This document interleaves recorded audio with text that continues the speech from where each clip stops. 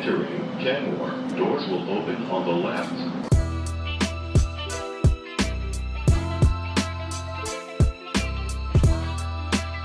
How's it going, everyone? Welcome to episode 46 of Entering Kenmore. I am David Azer alongside Zach Coe.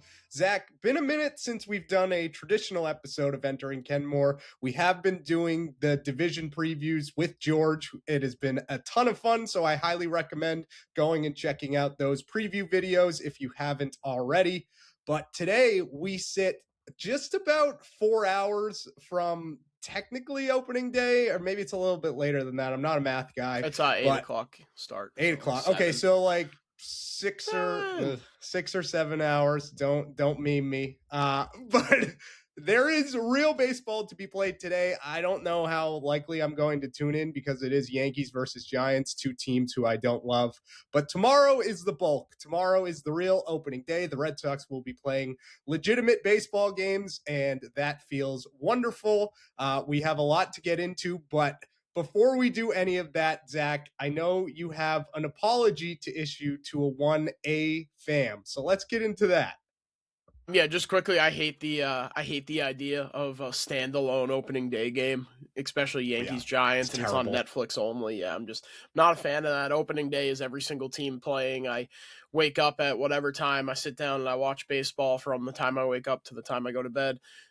So yeah, tonight doesn't count as opening day. That is tomorrow, where we're going to have every team in baseball playing except for the Yankees and Giants, I believe, and then some Sweet 16 basketball, which is awesome. But yes, my apology to a fam who I have now learned his name is Alex Pham, friend of the program. Bog went to college with him at San Francisco. He has a really cool story actually, where he came into USF throwing like 82 and was thin as a beanpole and got in the weight room. His mother passed away from cancer, and he got in the weight room and added, if he's throwing 96, like 14 plus miles an hour onto his fastball, worked his way into the Orioles minor league system and has a chance to debut for them this year. My gripe wasn't with AFAM. My gripe was with the length of spring training games, if we remember correctly. But yeah, it was cool to learn a story like that kind of story. Like, that's a really cool baseball story. So my apologies to Alex Pham for the slander. Nate Baez, though, I do not retract my slander from my stray bullet from you, because I learned no such good story about your baseball journey and your career. So hand up. So I think spring training games are still way too long, and I think spring training as a whole is way too long, but we'll get into it. But yeah, hand up on the AFAM stray bullet that he caught in my bitching about 4-hour spring training games. And Alex Pham, if you'd ever like to join the program and hash things out, we are more than happy to do that. Open invite. Maybe we can get a crossover with N Baez as well, just to complete everything there. But the point stands. I mean, spring training, really, no sort of drama came from spring training as a whole. I think that's why we both felt pretty comfortable not doing a traditional episode throughout most of this month. Nothing to talk about. Right. What were we going to talk about?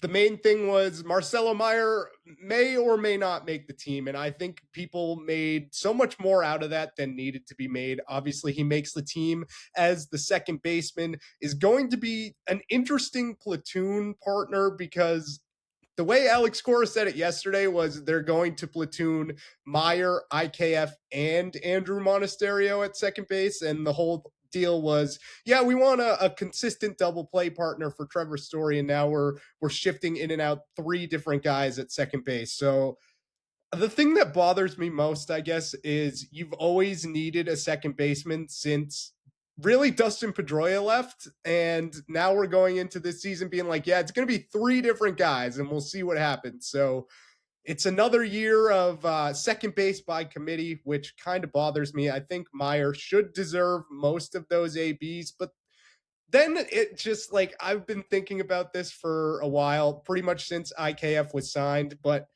he just creates so much more problems than answers being on this 40-man roster, dude. Like, the first IKF AB, I think, is going to just piss me off. I don't care really what he does. But just the fact that he's here, the fact that after you signed him, you bring in Monasterio, who's a better utility guy, can play more positions. Right. In the Durkin trade. can actually hit. Exactly. And had a great spring training. So, I mean, I would be totally comfortable if you just have Monasterio as the platoon partner and IKF can go kick rocks. Like, he really just doesn't need to be here. No, and I mean, I think that's why I leaned Durbin. I mean, I'm not naive. I don't think any of us or people listening were naive. Like, everyone knew that Marcelo Meyer was going to get platooned. So that's just how Alex Cora handles lefties. And honestly, the track record in the minors for Meyer, lefty, isn't fantastic either. So I think we were all expecting this, but I think I said this on a previous episode where if you gave Craig Breslow some truth serum, I wonder if he would have still signed IKF, knowing that this Monasterio trade was going to go through the next day or a couple days later. And obviously it was the Caleb Durbin trade, but you knew you were getting Andrew Monasterio back too, because it makes so much more sense. Like, you lose Rob Refsnyder, you lose Romy Gonzalez to injury. Obviously, Refsnyder's with the Mariners now, but these are guys, and Cooper Boardman said this on Sunday's broadcast for the second to last one, whatever the spring training, third to last spring training game was, where you're losing Refsnyder due to free agency and you're losing Romy Gonzalez due to injury. And this was Aaron Judge and Shohei Ohtani versus lefties. These were guys with OPSs in the over 1,000 and above 900 against left-handed hitters. Like, when you're gonna platoon a guy like Meyer, it makes you feel so much better when you have Romy Gonzalez, who is, again, like Shohei Ohtani against lefties. Like, so if we see IKF at second base tomorrow, my brain is going to explode. I just don't see how that can be possible even a little bit. Like, there's no chance that we can be doing this, because Monasterio, obviously he's not Romy Gonzalez or Rob Refsnyder against lefties, but he's still a really good left-handed hitter or right-handed hitter against lefties. So yeah, I'm hoping to see Monasterio. I'm trying to pull up the numbers right now for him against lefties, but yeah. I know it was way better than IKF, whatever the numbers are. So realistically, you should be trotting Monasterio out at second base every day if a lefty's on the bump. Like, I don't understand what IKF's role on this team really is. Like, maybe it's to give certain guys a day off in the infield, but he shouldn't be anything more than that. He shouldn't be an everyday player. He should not be the main platoon partner with Marcelo Meyer. It just doesn't make any sense. I understand you're feeling the loss of Romy Gonzalez. Obviously, he had a big year against lefties, and hopefully he makes his return at some point this season. But the more we hear about him, they're like, yeah, he's already on the 60-day. Like, we don't know what's going on with him. It gives me Cutter Crawford vibes from last year. And obviously that was a pitcher. This is a hitter, but the same deal. Like, you come into spring training with an injury that seemingly popped out of nowhere, and now you're going to miss way more time than we initially thought. It's like, when is he going to be ready? And if he is ready at some point this season, it's probably going to be a slow burn. Obviously, he didn't have any time to ramp up. So what does he even look like when he gets back? I just think the more consistent guy against lefties has to be Monasterio. And again, it all circles back to, why the hell is IKF on this team? I just don't get it. Well, and we'll get into our offseason grades here, as this is the last episode before the regular season, but it just, the roster made no sense going into the offseason, and everyone looked to them to make the roster make sense, and somehow it makes less sense than it did when we last saw the Red Sox play a baseball game in October at Yankee Stadium. I mean, you now have a 3-man platoon somehow at second base. You still have your outfield logjam, and now you have a million starting pitchers. And we'll get into Ranger Suarez, but one of them who you spent legitimate money on, like, and again, I said it on the AL East preview, which is out now, so check it out. I'm not going to bitch and moan that the Red Sox aren't spending money, and then when they go out and spend money on Ranger Suarez, be like, oh, why the fuck did you spend it on him? But, like, he's been awful. Like, he was just absolutely, like, and I can't say I'm not at least a little bit concerned with his spring training appearances. I mean, mostly it's the velocity for me. He's sitting upper 80s, which is just not going to get it done at the major league level. I don't care who you are and how well you place your pitches or how good your changeup is. It's not going to play well. But yeah, the roster continues to make no sense. And just if you were curious about the numbers for IKF and Monasterio against lefties. IKF last year against lefties hit 227 with a 536 OPS and a 46 WRC plus, while Monasterio hit 273 with an 837 OPS and a 136 WRC plus. So I just don't think it should be even a little bit of a question that when tomorrow, when the lineup comes out and they're facing Andrew Abbott, who's a lefty, that Andrew Monasterio should be at second base. But it all goes back to the original point that you brought up. If the whole deal was to get Trevor Story a consistent partner for a double play partner at second base, then why is Caleb Durbin not the starting second baseman? Absolutely. It's a great point. And you mentioned the part about having too many pitchers. I mean, we already see this. The acquisition of Johan Oviedo was an interesting one. It seemed like he had high upside, that if he got in this pitching lab with Andrew Bailey, Craig Breslow, and others, maybe you could tap into something that you really haven't seen before. And he's starting the season in the bullpen. Connolly Early won the 5th starter spot. Great for him. I'm very happy for him. Obviously, he showed out in the playoffs last season. He was kind of thrust into that role. You weren't really expecting him to have as big of an impact as he did down the stretch. And now he's earned a full-time rotation spot here. And I'm expecting big things from him. But on the other side of that, it's like, where does Oviedo fit in now? Like, as far as I know, I don't think he's ever come out of the bullpen. So what do you have there? You also have Cutter Crawford, who I know we talked about earlier, I think probably yesterday or whatever, that he wasn't going to be ready for opening day. But when he's back, what is he doing? Is he going to the bullpen? What about Patrick Sandoval? And Peyton Tolley is now starting in Worcester. So I expect him to be ready probably sooner rather than later, ideally. And then you just have too many guys for not enough spots here. I mean, obviously it's a 5-man rotation. You could potentially go 6, but I don't love the idea of that either. Obviously takes a guy out of the bullpen. So I just don't know where you go. It's better to have depth. I agree. And I would say more on the pitching side of things, but really all over the roster, you have way too many guys for not enough spots. I mean, you didn't clear out the outfield logjam. You still have Masataka Yoshida. It's just, it's tough to be like 100% all in on this team. Like the rah, they're making the World Series, when looking at the roster on paper, I just have so many questions. Yeah, and I mean, I guess I'll start with the Oviedo part. Obviously, he's coming out of the bullpen. Red Sox stats had a pretty interesting note on Monday after his last start of the spring, where Oviedo's fastball last September was just absolutely disgusting, and it doesn't resemble itself at all in terms of movement or release point of any of that stuff. And the fastball velo has dipped over the course of the spring. He started sitting 94 and then got up to 95. And then in his last spring start, he was averaging 92.9. So this is a guy whose fastball is that's his big ticket. Like when they acquired him, everyone said, okay, he's got the profile of someone that this pitching lab likes, where the fastball is really playable. It has a lot of movement. He's a horse on the mound, high extension, this, that, and the other thing. And if he's not going to be that guy, then I question what his role on this team is going to be. But I think ultimately what it comes down to in terms of the rotation is that Brian Bayo, obviously he made one start in the WBC for Team DR where he was really good, but in his first couple spring outings, he was awful, so he didn't build up the way he wanted to. And then obviously Ronher Suarez was I'm going with Ronher. Also, I forgot about this. I called him Ranger earlier, but he said Ronher in the introductory press conference, so that's what I'm going with.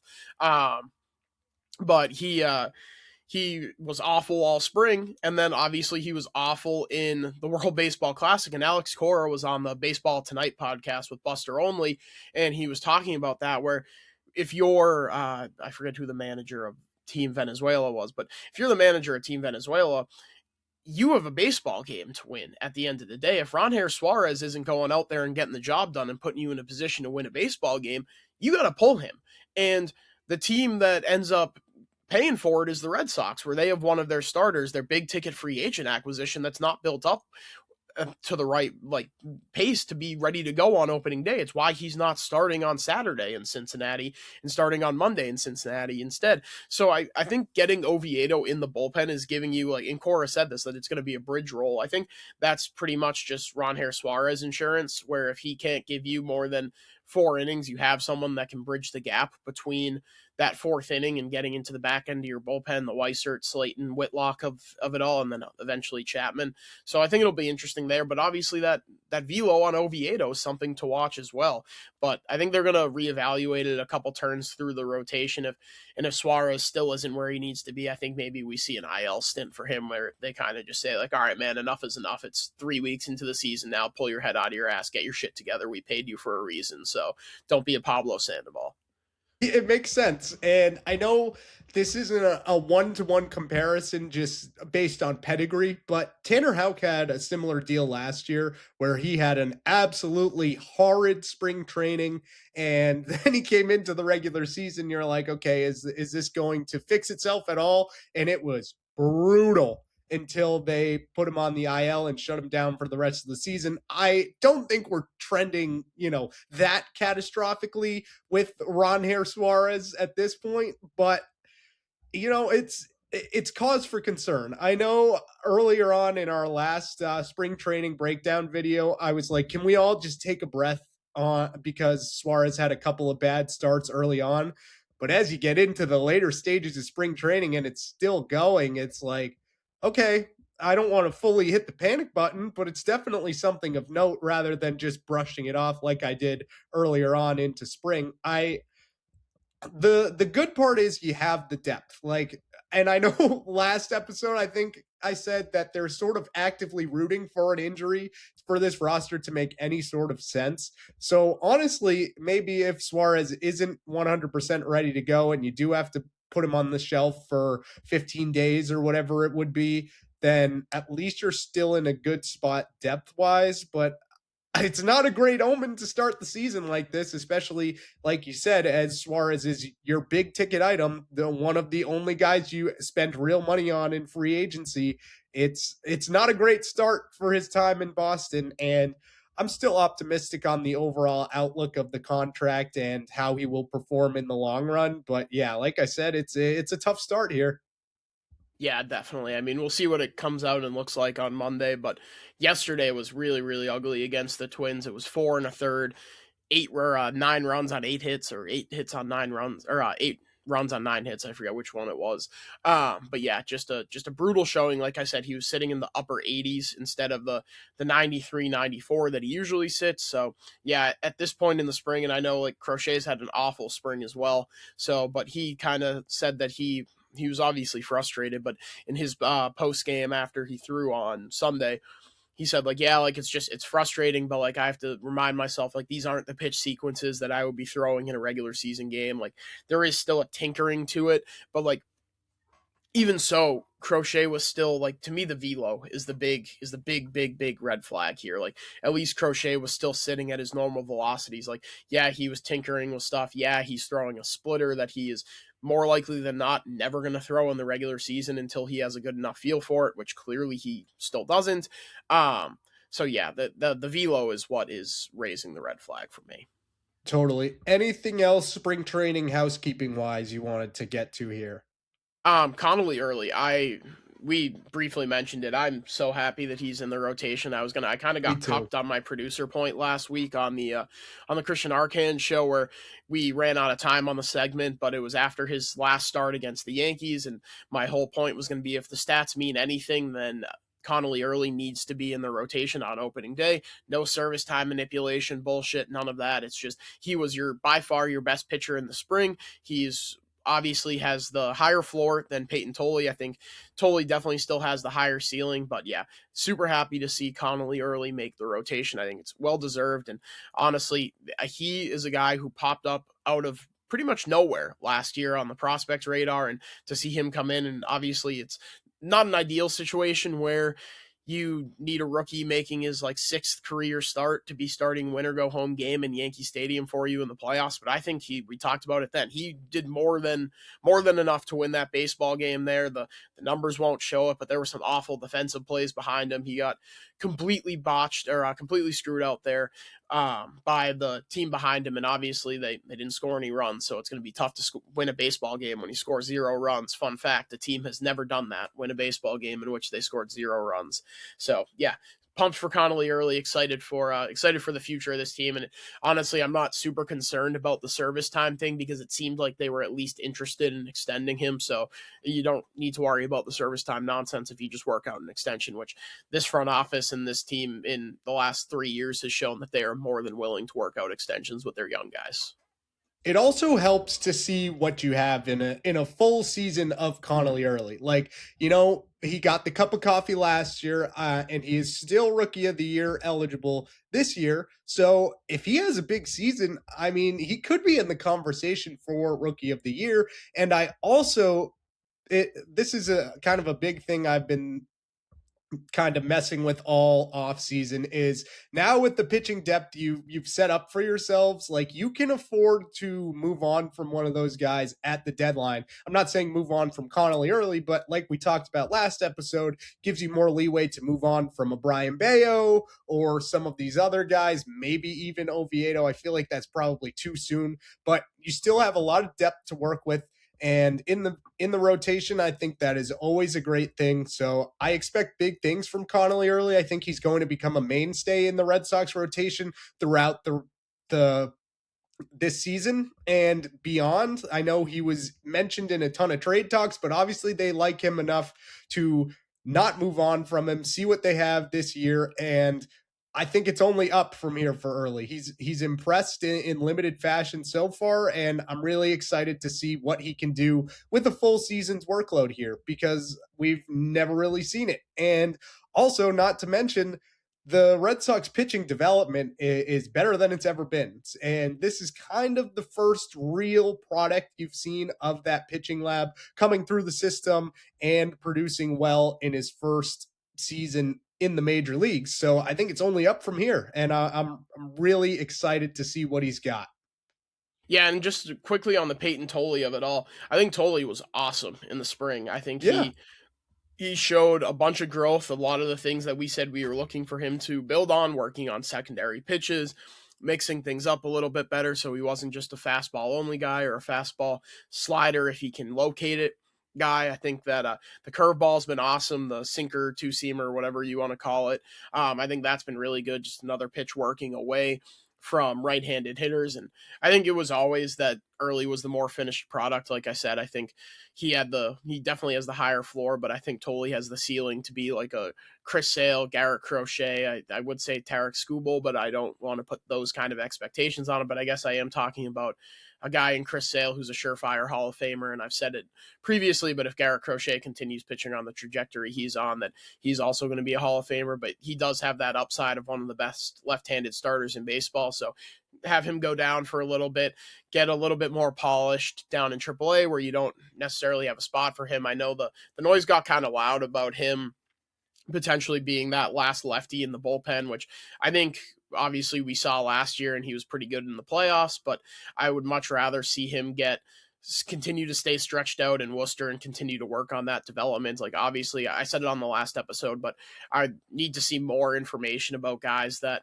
start in the bullpen and then get stretched back out. Obviously it worked with Sale and it worked with Crochet, but again, like I just said, that's one surefire Hall of Famer and one guy who looks to be on the track to be a Hall of Famer. So, I don't want to just base it off of those two guys, but although I do think Tolley has that ceiling. I agree. How soon do you think it takes for us to see Tolley back in the majors this season? How many days is it until he gets that extra year of service time? I would imagine that is the minimum. Yeah, I would assume. I think it's like sometime in May. Yeah, I forget which one was which. One of them was 30-something days, and one of them was 40-something days. So I think Tolley got called up first, so he must be the 30-something day one. And early might be... Oh, no. Actually, I don't know which one came up first. Yeah, one of them is 30-something days, one of them was 40-something days. So I would guess at some point in April or May would be the earliest that we see him. But obviously, injuries and whatnot can change things in a hurry, as we learned last year. Yeah, and that's the big thing is last year he came into the season and Sean Newcomb was in your opening day rotation. So at least we're in a better spot than that pitching depth-wise, and you still feel comfortable with the guys waiting in the wings in AAA. So that's a great feeling. I know that pitcher injuries can kind of come out of nowhere. Like you can be the most healthy guy and something flares up, your mechanics are off and you tweak something, and then who knows how long you're out for. So it's better to be well prepared in the pitching department than underprepared, which we've seen the last couple years. It's just on the lineup side of things, I think you're far too over prepared, and a lot of these guys, I'm just not sure are long for this team. Like, I wouldn't be surprised if IKF gets DFA'd before the season ends. I wouldn't be surprised if Masataka Yoshida doesn't last the whole season, if Tristan Casas comes back and performs well. It's just you have way too many guys for your lineup to make any sort of sense. And I know we've kind of gone in circles on that throughout this offseason, so I don't know how much more time we need to spend on that side of things. Yeah, I think I said it when we were talking about the initial IKF signing where I said I don't think he's going to make it through the entire season. I still stand by that, like, especially if you mentioned it on the AL East preview when we were talking about the Red Sox, where if this is a team that has enough ammo in the bullpen to add a big bopper at the deadline, you have a pretty easy DFA candidate in Isaiah Kiner for a clear spot for him. Yeah, so that has been talking IKF. Maybe we've spent a little too much time on him, but just every time I think about him, I get mad. I can't lie. Like, it just, I don't want to talk anymore about it. But do we want to list our final offseason grades here? Yeah. Do you want to go first or you want me to? Sure, I can go first. I'm going to give them a B-. I think is my final offseason grade, because I like what you did to the rotation, bringing in Suarez, bringing in Oviedo to supplement the depth, and Gray to supplement the depth that you've already had is pretty solid. Like I said, I feel comfortable where the rotation is at. I feel comfortable if an injury flares up that you're going to be just fine in the rotation. I like the bullpen a lot too. Some of the underrated ads of this offseason, and they were pretty late in the offseason, were Danny Coulomb. I know there's been some physical concerns. I think they lowered his deal because of something they found in his physical. And also Tommy Kahnle, who did not make the opening day roster, but I imagine. Yeah, finally he's in Boston. We got him. Ladies and gentlemen, we got him. It's been years of recruiting Tommy Kahnle to Boston. Thank God. Finally got him. Yeah, so I imagine he factors in at some point. I like where the bullpen is at, and it also helps that with all the starting pitching depth you have, you can see what some of these guys have in the bullpen potentially. The problem for me is the lineup, and we've talked about it all offseason. You needed certainty. You needed to replace Rafael Devers' production, and the main thing was bringing Bregman back, and you didn't do that, so that tacks off some letter grades for me. Certainly, I like bringing in Caleb Durbin. I like bringing in Wilson Contreras. I think combined, people keep telling me that Wilson Contreras and Caleb Durbin can make up for Alex Bregman's production, but you're still forgetting the guy you traded midseason. And that is Rafael Devers. That is the big bopper you had in your lineup, who was good for 30 to 40 homers a year. And you don't have that, power hitter in the heart of your lineup. And it could be Wilson Contreras. I know we're both pretty high on him, but even still, like, is Wilson Contreras, Wilyer Abreu, and Roman Anthony enough for a power output? I'm just not sure, given where Roman's at in his career and Wilyer Abreu's ability to stay healthy. And also Contreras has never hit, I believe, more than 25 homers in a single season. So yes, he can do it. And I think the park factor will help there as well. But it still remains a concern for me. I think this lineup has enough to make it back to the playoffs, but it's going to be the same problem as last year once you're in the playoffs. You're not going to have enough homer power. That's how you win games in the playoffs. That's what Craig Breslow even knows. He explicitly said it and then turned around and didn't really bring in any sort of power hitter. So that's where the letter grades fall for me. I think I feel pretty comfortable at a B-.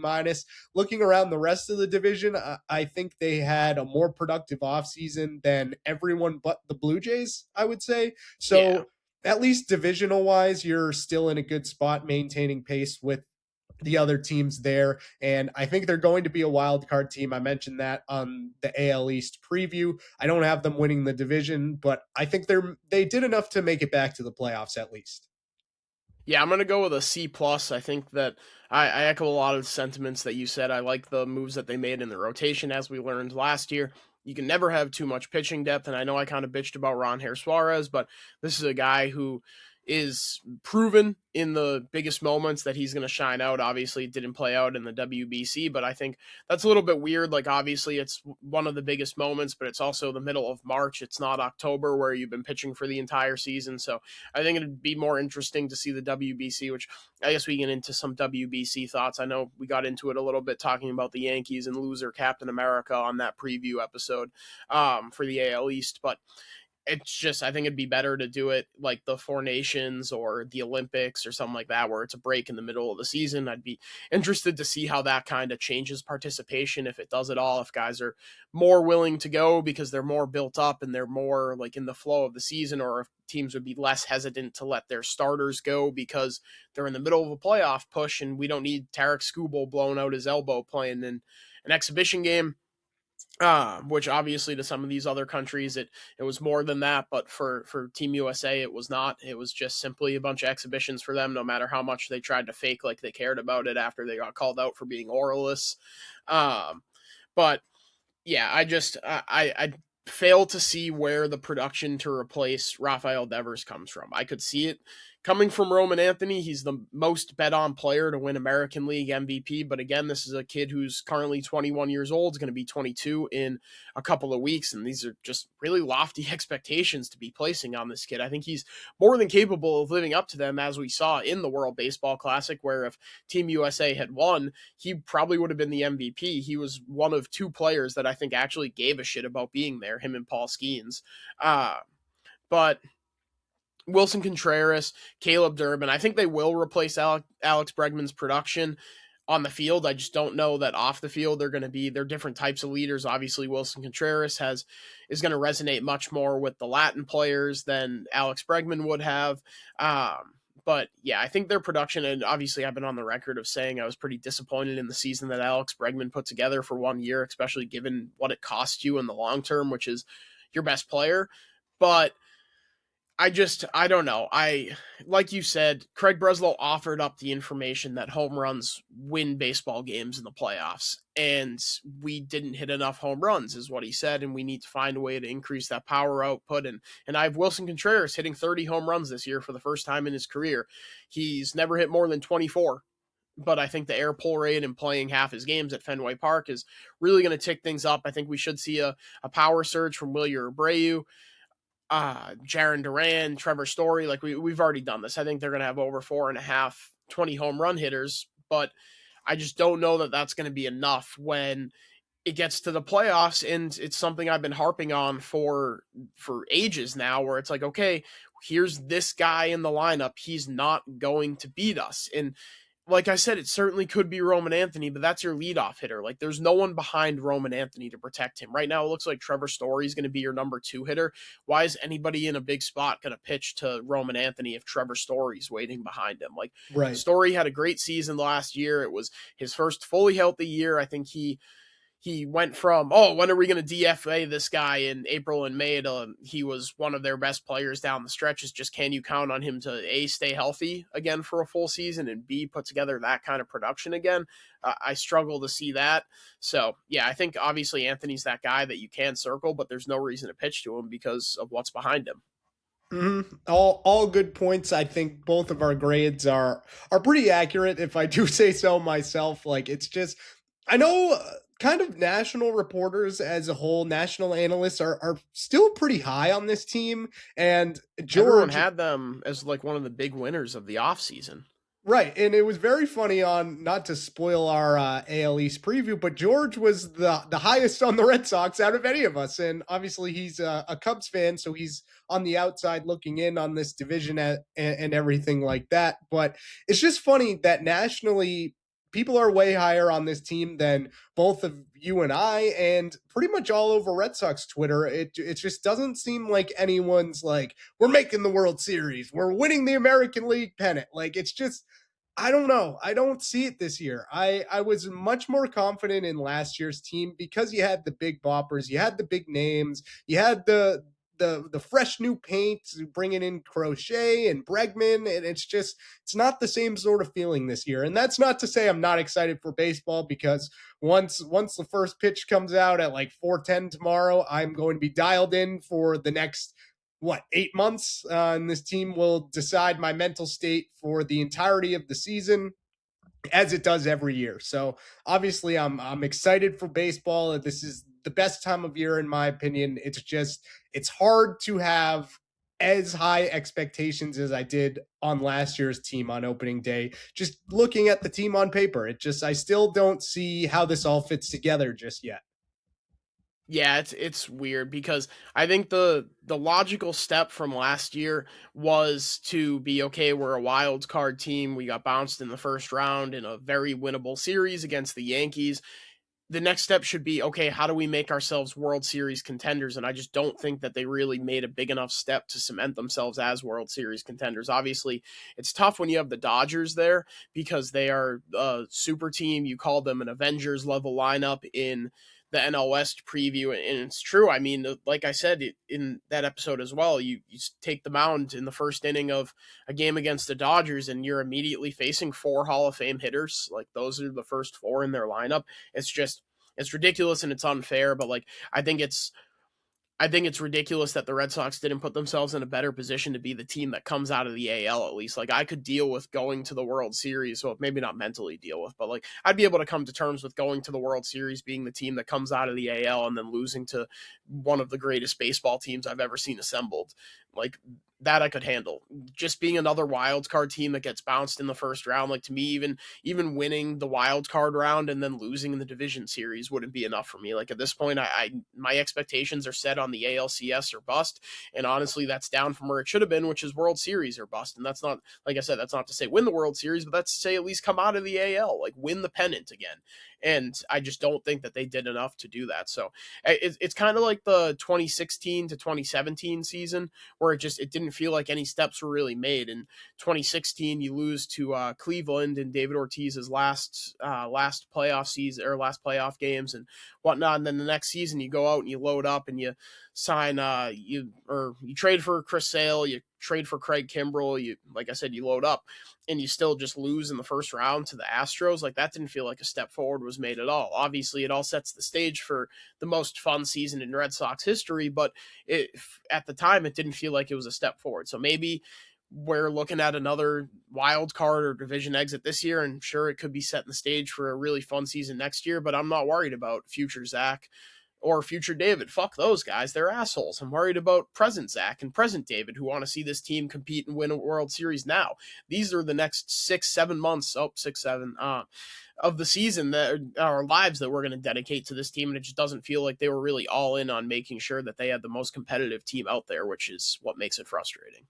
No, and I come into this year with like more of that bridge year expectation. Like, the issue is how wide open the American League is. You had the Toronto Blue Jays last year going worst to first and coming within a couple outs of winning the entire World Series. So that just goes to show you that pretty much any team, if they're somewhat competent, could win the American League. And like you said, I just don't think they did enough to put themselves in that conversation with the Mariners, with the Blue Jays, and with some of these other upper tier teams in the American League. And that's the unfortunate part, because it does seem like it's easier than ever right now to win the American League. That's not to say that I think there are lackluster teams throughout the entire AL, but I think it's way more wide open than the juggernauts in the National League right now, because even behind the Dodgers, you have the Cubs who loaded up this offseason. You had the Mets who did a whole roster reconstruction, and the Phillies and the Braves are still pretty solid. And then you got the Brewers with their devil magic. So it's a lot easier to get to the World Series in the American League, and this was the time to do it. And it just never happened. We waited all offseason. We're like, okay, well, you miss out on Bregman. And at that point, I think we were both ready to pack it in. But throughout the entire offseason, it was like, they're in on Pete Alonso. They're poking around at Ketel Marte potentially getting traded here. And nothing ever happened. So how excited? Look at the time. Nothing ever happens. So here we are. 1 day away from opening day. And I'm excited to see my favorite baseball team take the field in games that matter again, but I just don't see it going as far as it could be if they really locked in and spent money, really is the thing that bothers me the most. Like, yes, I'm not upset with bringing in Ronher Suarez, but I am upset that you did nothing to really address the lineup in a super impactful, meaningful way. Yeah, exactly. It's just it's tough because he offered that information, and I feel like I know I'm talking in circles, but he offered that information to us. Yeah, he chose to. It was very Gerard Mayo like for him to go. We're gonna burn some cash. Hey, and we're gonna add some power. No, no, you're not. And that's fine. That's not the route they took, but it's something that I've echoed over and over again. And again, I'm sure I sound like a broken record, but going pitching and defense in the second most hitter friendly park in baseball is not something that makes a whole lot of sense to me. Sure doesn't. Is it time to get into our 2026 Red Sox predictions here? Or did you have anything else you wanted to touch on beforehand? Just a spring training thought. Again, it's just it's way too long. Like, maybe it's just because it was the most boring spring training that I think we've had in recent memory. I mean, obviously last year it was the whole bringing in Bregman. It was the I play turd. It was Tristan Casas trying to put on his managerial cap out of self-preservation, which a lot of people ripped him for. But like, obviously that's what he was going to say, and not to relitigate something that happened over a year ago. But like, oh, hey Tristan, hey Tristan, do you think Rafael Devers should play first base? And he's like, first base? Wait a second, that's where I play. No, I don't think he should play first base. Like that was a total self-preservation move, and everyone was like, who does Tristan Casas think he is trying to do Alex Cora's job? It's like, no, dude, he's trying to save his own job. Like, are you people stupid? Which didn't work. No, it didn't work at all, but I am excited for Casas. Like, I think he's... Me too. I think maybe that, like, I know I said I was starting to sour on Brian Bayo, and he's a guy I previously have never quit before, but I can't quit Casas.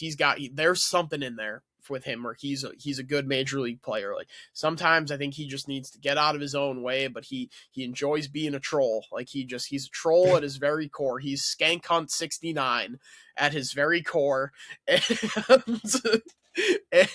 I can't help but respect it. But yeah, there's something in there. Hopefully he comes back healthy. I think obviously he's probably going to need a pretty lengthy rehab, and then honestly with where the state of the team is at, he might just wind up getting optioned back to Worcester to continue to figure things out. But he could be the piece to this puzzle. We've been harping on no power. Well, who's the guy who has the best raw power in the organization right now? It's probably Tristan Casas. So he's a guy that definitely could factor in. And where does he slot in? Your guess is as good as mine. You have a outfielder or a DH in outfielder's clothing and Masataka Yoshida clogging up the DH spot. On other days, it's going to be Jarren Duran. On other days, it's going to be Roman. It's going to be used to give guys a blow. But at a certain point, there needs to be a solidified DH, and there needs to be a guy who can consistently hit the ball out of the park. And I think that's going to wind up being Casas. So we'll see how they make it all work. But I think people are writing him off way too soon, especially because he fits to a T what their biggest need is. I agree. It also helps that you don't need him this year. Like, I don't think Tristan Casas coming back puts you over the top. And the problem is you went into last season and the season before that, and Tristan Casas was essentially the only first baseman on your roster. And he got hurt both of those years.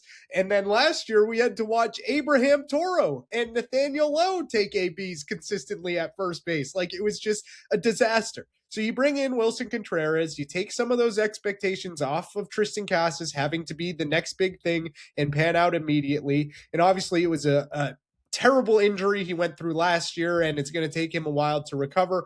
I agree with you. I think he starts the season in Worcester, but we're going to get to like June, July, and Masataka Yoshida is still going to be on the team, and he's not going to be giving you enough power out of the DH spot. And I think, like you said, Casas could be the missing piece. And honestly, it seems like a pretty easy 1-for-1 swap. Like if you don't see enough from Yoshida this year, at a certain point, we just have to cut our losses. Like, it cannot be, okay, well, now maybe we'll put him in the outfield. Maybe now he can play second base, or he's working out at first base. Working him out at first. He's 5'7". Like, dude, like, enough of this. He's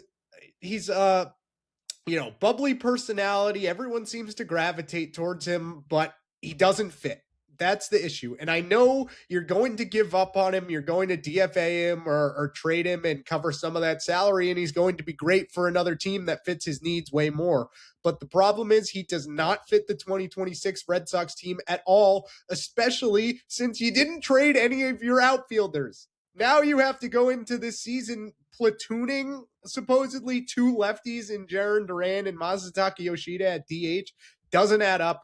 And I don't think Yoshida's long for this team, and I'll get to him in my predictions again, but I kind of just gave it to you there.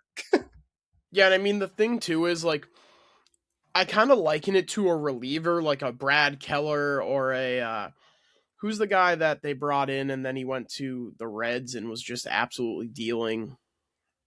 Reds. Maybe it wasn't the Reds. But anyways, the names are irrelevant to the point. But where you bring him in and he's a reliever, and it's easier when it's a reliever and it's a waiver claim and it's a guy you don't have a ton of money plugged into, where it's like, okay, he didn't take to the system, he didn't fit the roster, and he's going to go somewhere else and flourish. I know we saw it with Ryan Brazier when he went to the Dodgers and was magically incredible. Brad Keller did it with the Cubs, where he turned a career resurgence with them. And obviously you don't owe those guys $18 million, but you just kind of have to, like you said, at a certain point, look at where you are as a team, look at where you are roster construction wise, and say that this is not a fit anymore. And they've tried like hell to trade him. And at a certain point, it's just going to be time to DFA him. And like you said, I think he's going to go somewhere else and be a productive player for another team that he has a more solidified role, more consistent playing time. They're not jerking him around. I mean, he even kind of said it. I mean, he said it in the nicest way possible during spring training, but he was like, yeah, it's not what I expected when I signed. Like he didn't demand a trade. That's probably as close as you'll get to a guy like Masataka Yoshida demanding a trade. And they asked him if he thought a trade would be best at this point. And he said, well, it's weird because like, I don't really know. I've never been traded before. That's not really a thing in Japan. Like you go to the team that you get drafted to. And then if you're good enough to play professionally, you're in America, you come over or you hit free agency and then sign somewhere else. Like that's how things work there. There aren't really trades. So yeah, I think at some point you're just going to have to DFA him, cut your losses, and then he'll go somewhere and be a productive DH where he's going to be a high average hitter, maybe a 20 double guy, like an OPS in the high 700s. But yeah, at this point, it's just, it's not working here, and it's not a fit anymore. I would buy a Masataka Yoshida Pittsburgh Pirates jersey, or wherever he ends up going. I think I would be more inclined to buy a jersey of that than from the Red Sox team store, which seemingly only has Masataka Yoshida jerseys still in 2026. That is the most product we have is Masataka Yoshida. It's astounding. And yeah, like I said, I don't think he's very long for this team. And I think, is that a good spot to open up the predictions here? Yeah, I think this is as good a time as any. All right. So these are our 2026 Red Sox centric predictions. We'll start with MVP. I think I know where we're both going here, but I'll let you go first. Yeah, it's going to be Roman, especially if this team has any type of expectations to going anywhere in the playoffs. This is a team who told you what they think of him by the way that they handled the offseason. They said we don't need to replace Rafael Devers' production because we have Roman Anthony. You could, and I will right now make the argument that porque no los dos? Why not both? But that's not the avenue they went. But if they are having any type of World Series aspirations, which they claim they are, then this is a guy that needs to be a top 10 finish in the MVP. He needs to be the superstar that we all expect him to be. He needs to be the guy that put Team USA on his back and picked up the slack from Mr. Low Leverage, Aaron Judge, Captain America, the Orioles captain, whatever you want to call him. Like he needs to be that guy for a full 162 game season. I'm more than confident that he has that ability. I think it's a lot of pressure to be putting on a 22-year-old kid, but I think he is more than up to the task. So I think this one was a pretty easy slam dunk Roman Anthony team MVP. And if he is not, then something has gone horribly wrong in your season. Yep, I'm going to echo all of that. Obviously, I have Roman Anthony as the MVP of the 2026 Red Sox. I was hesitant because they bring in Roman Anthony last year after trading Rafael Devers like right around the same time. And they're like, hey, Roman, you're the savior of this season. And now a full offseason has transpired. You've gotten rid of Alex Bregman, and it really is all on Roman's shoulders right now. And there was a time where I was nervous about relying on a 21-year-old, but every single time I've been worried, he's proven me wrong. So I have no real reason to doubt him anymore. I think the WBC was the icing on the cake. He looked like the most mature, most put together hitter in that lineup, which is crazy because you have Mr. Low Leverage in there. You have legends like Bryce Harper and guys on the come up like Gunnar Henderson and Bobby Witt Jr. So it's just crazy that he stuck out in a lineup as good as that. And that bodes well for the Red Sox. I think as long as he stays healthy, he will be the best player on the Red Sox and potentially like you said, a top 10 MVP candidate here in year 2 or year 1.5, whatever, 2.5, 0.5, whatever it Yeah. is. But yeah, it's just crazy how quickly he's burst onto the scene and lived up to expectations. And it's only up from here. I mean, it was great to see him last year, and it sucked that he got hurt towards the end of the year because if he were still with the team, I think they could have beat the Yankees. But this year, it's fresh. We have a full 162 in front of us, and I think he's going to absolutely excel. Yeah, and one thing about the WBC and him being with all those guys, Kyle Schwarber and Cora talked about this on Foul Territory when they did their Red Sox stop of their spring training tour, that it was the easiest yes of all time for Cora because he gets to go and spend time around Schwarber and Judge and Harper and all these guys, and he seemingly fit right in, a 21-year-old rookie, and we know in baseball especially there seems to be like a boys club in terms of these young guys coming up and having to earn their way, and I think we're seeing that start to dissipate a little bit as we move into a more modern era of baseball, but we're not that far removed from a certain someone, Nick Pivetta, getting pissed that Tristan Casas was walking around barefoot in the outfield and taking a nap in the clubhouse before games. So I think the fact that he was able to just go and join this team of like absolute superstars and not only fit right in, but be their best player through the entire tournament. Like, I don't think anybody is debating that. Roman Anthony on a team full of superstars, Hall of Famers, legends of the game, Roman Anthony was their best player. It's so impressive what this kid is doing at 22 years old, or about to be 22 years old. It's awesome. It bodes well for the future of this team, and you hope that Marcelo Meyer and Christian Campbell can be even half of what Roman Anthony has already shown you. And the future is bright for this team. I've said my piece on wishing they supplemented more so in the lineup this offseason, but Roman's going to become a mainstay. He's going to be the best player on this team pretty comfortably. I think Cy Young is also pretty obvious. I think I know where we're both going here, but I'll give you the floor once again. Yeah, Garrett Crochet, obviously. Yep. This one is another slam dunk. George said it yesterday. He has Crochet, Skeens, and Skubal as 1A, 1B, 1C in all of baseball, and it's hard to argue with those rankings. I think Yamamoto made a big push to fit into that top 3. You can maybe call it a top 4 now at this point in baseball, but that top 4, top 3 is really solidified, and this is the guy that we have at the front of our rotation here in Garrett Crochet. He's the pig, he's the workhorse, he's everything you would have wanted and more. Last year, obviously, there were the questions about will he hold up over a full 162 game season after the White Sox managed him towards the end of their season to keep his trade value intact. He's the guy who's already had Tommy John surgery. He answered all of those questions, passed every test with flying colors, and cemented himself as a top 3 pitcher in baseball with a guy who just won back-to-back Cy Youngs for the first time since the early 2000s, and maybe a guy who is the best young phenom pitcher that we've ever seen in the sport, a guy who personally I think is going to go down as the greatest pitcher of all time in Paul Skeens. I think he's that good and on that trajectory. And like I said, I think if Crochet continues on this trajectory, playing in this market on this team, he himself is going to find himself in Cooperstown when it's all said and done. So yeah, I think this is going to be another incredible season from Garrett Crochet. He's going to be towards the top of the league in strikeouts. He's going to be your stopper whenever you need a win, or a win to stop a losing streak whenever you need a win to keep a winning streak going. He's a guy that every 5th day you can hand him the ball and you know what you're going to get out of him. I'm not concerned about the spring training at all. Like I said, I think that was a lot of tinkering with things, and I think he was very open about that. Yeah, this guy he's an absolute horse. He's any metaphor you want to call him. He's one of the best pitchers in baseball, and he's your slam dunk Cy Young. No doubt. I also have him winning the actual Cy Young Award for the I American do as League. well.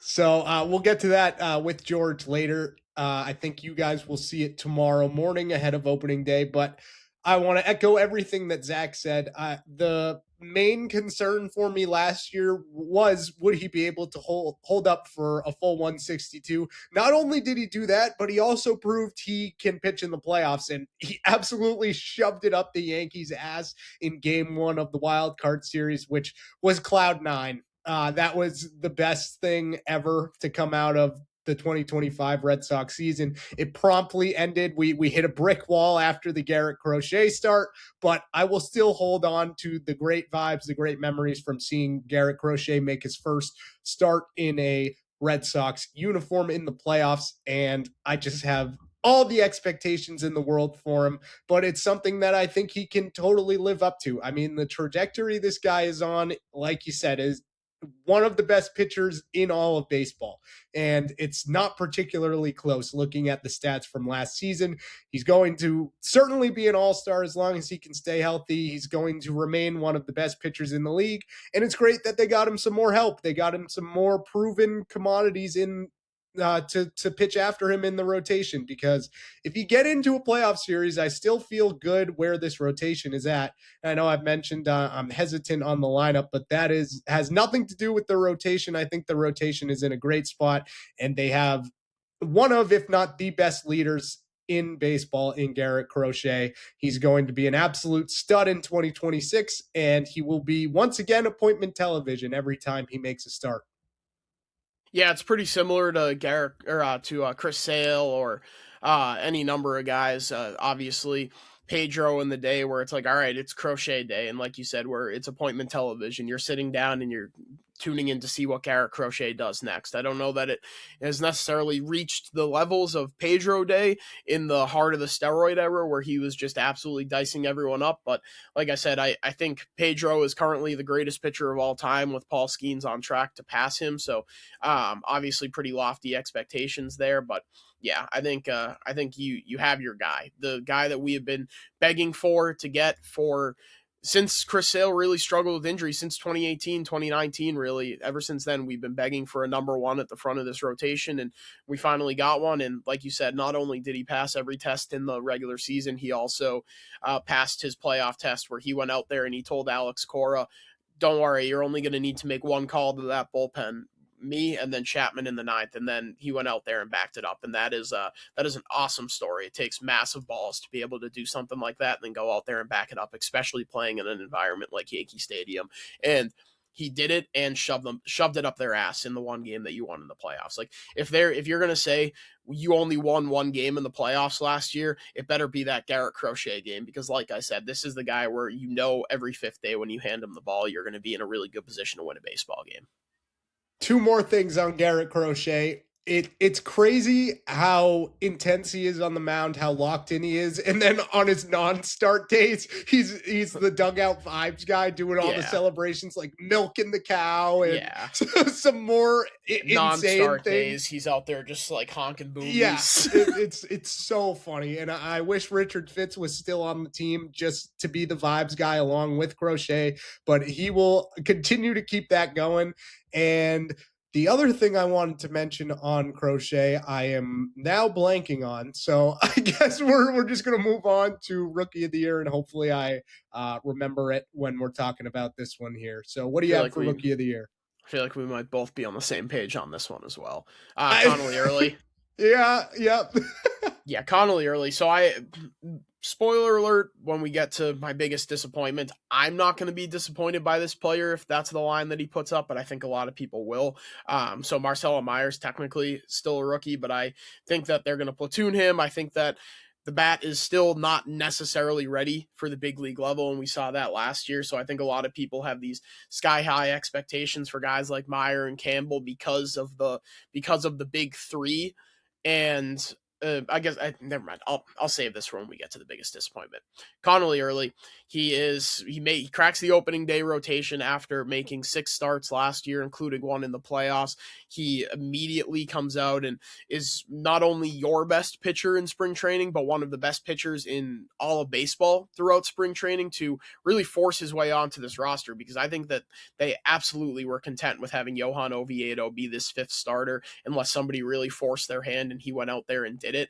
And I think that everything that they wanted him to do in the offseason, by all accounts, he did. They wanted him to put on more muscle. And when he was on Section 10 in December, he had already put on, what was it, 10, 15 pounds of muscle already? So this is a guy who's coming back. He's throwing harder. He's putting in the work to make himself a better pitcher. And I think not only is he going to be your team rookie of the year, I think he has a legitimate chance to win AL Rookie of the Year, especially in which is so impressive, especially in such a loaded pool where you have Samuel Basayo, you have Kevin McGonigal, who cracks the opening day roster for the Tigers. This is a really loaded prospect pool and a really loaded Rookie of the Year class, and he's going to be right up there at the front of it. Yeah, like you said, he kind of came out of nowhere last season and then pitched meaningful innings and quality innings down the stretch for the Red Sox last season.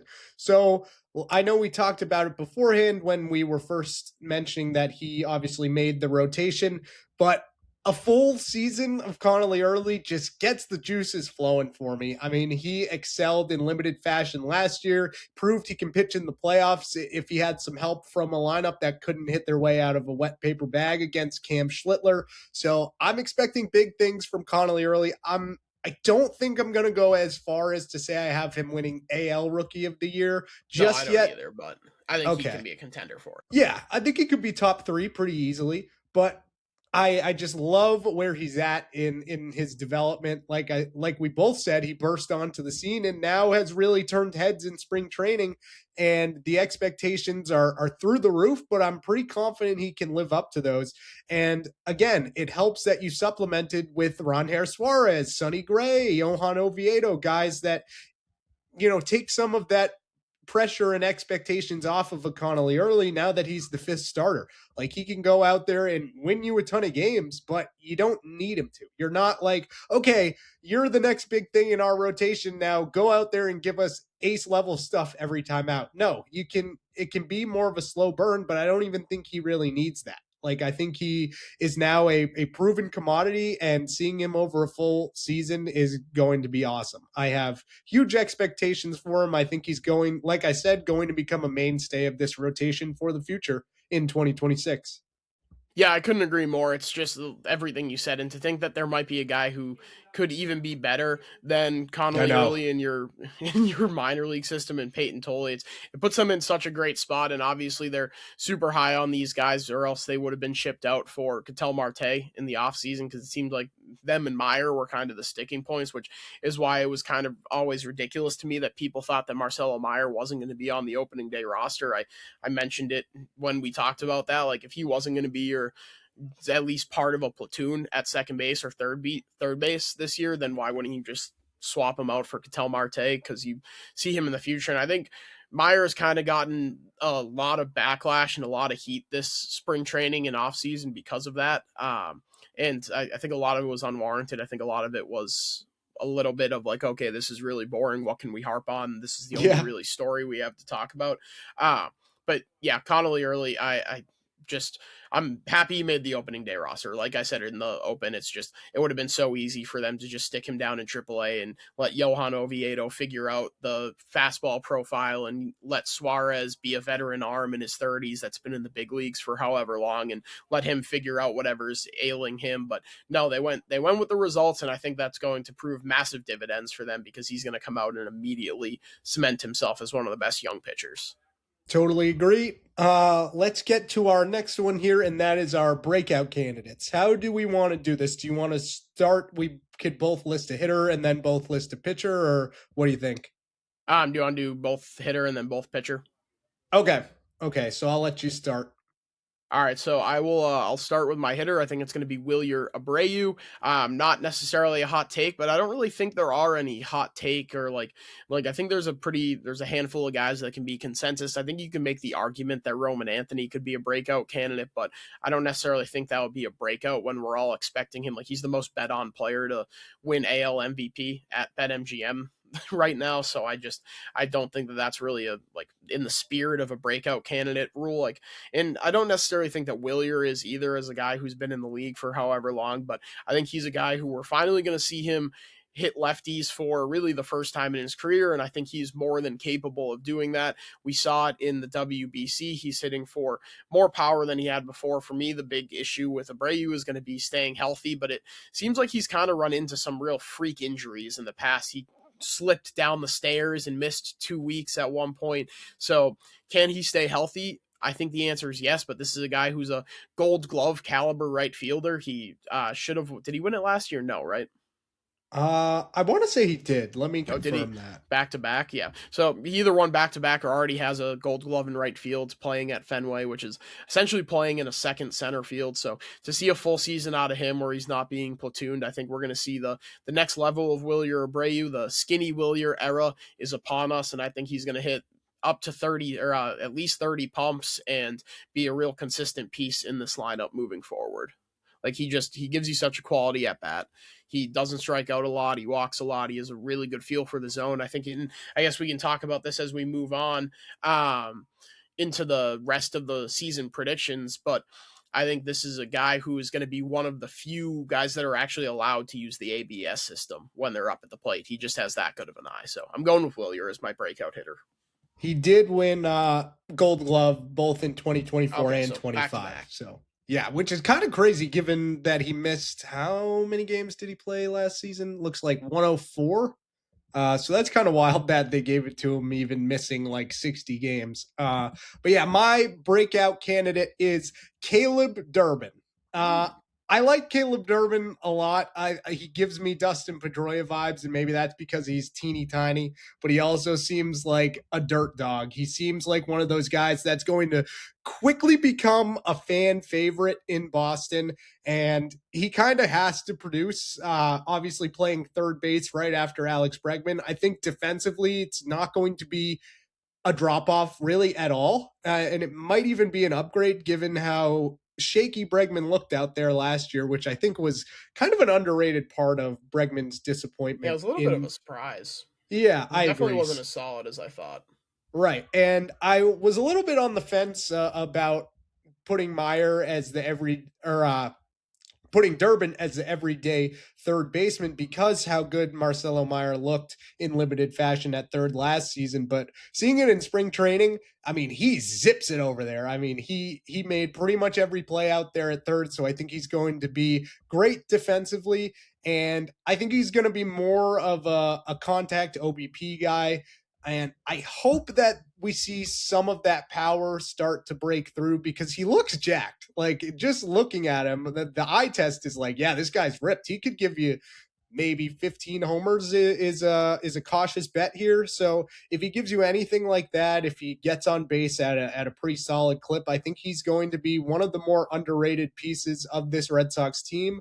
I don't think he needs to like light the world on fire, but if he can prove that he's like a mainstay of this lineup going forward, then you're in a great spot. You didn't really give up a whole lot for him. You moved on from Kyle Harrison, Shane Drohan, and David Hamilton. So it's like that's not a whole lot to write home about. I know the Brewers can morph their pitchers into demigods, but you didn't have a spot for them. So I like this trade a lot for the Red Sox, and I'm expecting big things from Durbin throughout this season. And if I could buy a jersey of him, I think I would sooner rather than later, but unfortunately I cannot.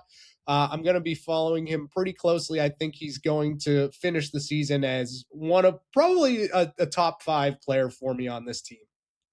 Yeah, I think he's a guy that everyone has kind of cemented as a guy that the Boston fans are going to fall in love with pretty much immediately. Like you said, he's a dirt dog and he's a short guy, so people are immediately going to liken him to Pedroia. He's going to get in the mud and his jersey's going to be dirty. Like he's going to have that kind of blue collar work ethic that really resonates with this fan base. I it's tough for me to say that you gave up nothing for him, because Kyle Harrison, when you traded your best player for him, they were like, this is a guy that has true front of the rotation upside. This kid's a stud. He's the best lefty since Randy Johnson. He's going to be a beast. But ultimately, like you said, it's something that I can't get super worked up about. I'm worked up about the Rafael Devers trade. I'm not worked up about losing Kyle Harrison, who was rather unimpressive when he pitched for the Red Sox. I think that game, that clinching game in the playoffs, he got the start in that one against the Tigers on Apple TV. In the middle innings of that were an absolute train wreck. He had no idea where the ball was going. They needed the Rafaela walk-off because of the position that Harrison put them in. I think Caleb Durbin, as he's kind of gotten a little bit of ire from me unnecessarily because of that link to the Devers trade, but at a certain point, he didn't make that move, and it'd be wrong to hold it against him. I think this is a guy that I'm gonna start to like pretty quickly. And again, he finished third in Rookie of the Year voting last year, and the Brewers moved on from him. Obviously, they saw something in Harrison that they thought they could fix and made it worth it for them. I don't think that's an indictment on Caleb Durbin, which I think some people have tried to make that link. I think it's more of the Brewers saw something in Kyle Harrison that made it worth it for them to give up a guy like Durbin.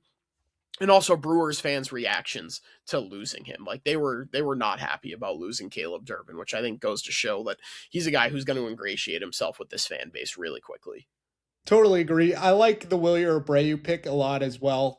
If this team is going to go far, it's probably going to be on the backs of Roman Anthony, Wilson Contreras, and Wilyer Abreu being able to hit for power consistently throughout this season. But on the Durbin end of things, it helps that he's more similar in age to the rest of your young core. If this is a guy who becomes a big factor of the future of this organization, then it's great that he's kind of progressing similarly to a Roman Anthony, a Marcelo Meyer, hopefully a Christian Campbell, and a Garrett Crochet as well. So I think getting younger helps, and defensively, like I said, it may honestly be an upgrade from Alex Bregman, and the hit tool is a little bit slower to come along, but I think it helps your playing at Fenway Park as well. Definitely, yeah. And I think that's another guy where the profile fits the park a lot better than it did in Milwaukee. So can he see, like you said, some power tick up, even if it's just hitting some more doubles than it off the monster rather than it is balls clearing it. But yeah, I think that's a solid pick. All right. We want to do our pitchers here. Yeah, so there wasn't really a starter that jumped off the page for me, obviously. I think it would have been a pretty big cop-out to go with Connolly early. I picked him as my Rookie of the Year. Again, I don't necessarily think that is a breakout necessarily. So I'm going with Justin Slayton in the bullpen. This is a guy who last year, obviously, I ate crow on my prediction that Justin Slayton would be closing games for this team by the All-Star break. I don't think any of us saw Aroldis Chapman putting a career year together. I think it was arguably the best or second best season for a Red Sox closer that we've seen in our lifetimes, maybe only second behind 2013 Koji Uehara. But I think Justin Slayton last year, he was kind of a victim of injuries. He pitched only 34 innings for this team, and a lot of the stuff really ticked down. It was only a 6.62 K per nine and a 2.65 walk per nine, which were both down pretty significantly from 2024, where it was a 9.43 and a 1.46. The ERA also ticked up. It was a 4.24 down from a 2.93, and the FIP was a 3.69, which obviously nice. Shows that he was getting a little bit unlucky when he was there, but hopefully a full season of health. Obviously, he had the shoulder injury going into last year, kind of gets him back on track to being this back end stud that we were all hoping he was going to be after that 2024 season. And I think he still is more than capable of doing that. And honestly, they didn't address the bullpen hardly at all. You mentioned at the beginning, they bring in Tommy Kahnle finally on a minor league deal. They bring in Danny Colum on a 1-year deal as well. But aside from that, they pretty much just ran it back. And it's hard to blame them for running it back when they had the lowest bullpen ERA in baseball, or in the American League last year, second lowest in baseball, only to the Padres, who actually have a super pen with Mason Miller. They had Robert Suarez last year. Like, they have a disgusting bullpen. So it's hard to blame them for that. But I think if they're going to want to continue that, then Slayton's going to need to get back to that 2024 form more than the 2025 that we saw him be injury ridden and then not very effective when he returned from injury. So yeah, I think he's going to get back to that 24 form and make himself the future closer of the Red Sox once again, because this Chapman deal it's a 1-year deal with there's some benchmarks that he has to hit to make it a 2-year deal. It's like innings pitched and stuff like that. Yeah, I like this pick a lot. Garrett Whitlock does still exist though, and I think if Chapman were to no longer be the closer of this team, I feel like they'd probably give it to Whitlock, and maybe that's just me glazing. I think he would get first dibs, but I think they would probably mix and match, because I do think that Whitlock might be better in a setup role or like a multi-inning, like a 7-8 role. Like, it'd be interesting to see. Like, obviously, knock on wood, Chapman doesn't go down, but it'd be interesting to see how they handle it if he does. I agree, and obviously Whitlock has some now big game concerns, obviously in game 2 of the wild card round and in the WBC, both of which I give him a pass for because I love him. And I think both of his managers at the time were, the WBC is a little bit harder to swallow, I would say, because he did have the day off, but D-Row ran him into the ground. I was thinking otherwise. I think the wild card one's harder to swallow, because that one, first of all, I actually care about the Red Sox. I was rooting for the Dominican Republic in the WBC because they had more fun. Well, I do want to touch on the WBC after we get out of our like Red Sox season predictions and stuff. But yeah, I was rooting for the DR, so I really couldn't have cared less about. And then I was rooting for Venezuela in the championship game after the U.S. beat the DR. But like, it's March and Mark DeRosa ran him into the ground. So I think it's a little bit more excusable that he blows that game in the championship. And also, like, we'll get into WBC stuff. Yankees fans trying to be like, oh, Garrett Whitlock blew it for them. Like, yeah, dude, where was Aaron Judge? Where was your captain in the WBC? He was a ghost. But yeah, I think it's way more excusable to blow it in the WBC, partially because I don't care and partially because they ran him into the ground in mid-March. Yeah, I mean, that's not to say I'm worried about him. I have been very outward. He's my favorite player on the team. But I didn't mean to go on a Whitlock tangent there. I like Justin Slayton a lot as a breakout pick. I also kind of struggled to pick a breakout pitcher because a lot of these guys are already proven commodities. So I went with Peyton Tolley because he's not going to start the year with the major league team, but I think he finds his way back up with the major league club sooner rather than later, and then establishes himself as a key piece of this rotation or bullpen going forward.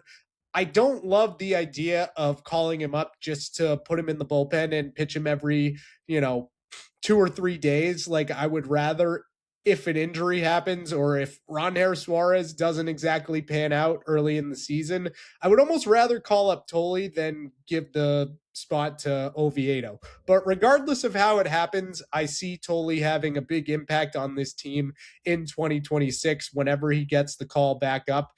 Like I said, it was kind of hard for me to pick a true breakout candidate. I know Tolley showed a ton of great signs last year, so maybe he's already kind of broken out, but I just think building up the secondaries this offseason and throughout spring training, there were times where he had wipeout shit. Like, it clearly looked like he found something with some of those secondaries that'll better set him up for the future to be a proven mainstay rotation piece. I don't know if it's exactly going to be the year for that just because of how much depth the Red Sox have created, but I refuse to believe he's just going to stay in Worcester for the entire year. So when he does get called up, I think he's going to have an immediate impact and prove why he is I think now the Red Sox top prospect. Correct me if I'm wrong. Yeah, he's the number 2 left-handed pitching prospect in all of baseball, behind only the Marlins' Thomas White, and he's a top 10 pitching prospect in the sport, top 20 overall prospect. So, Yeah. yeah.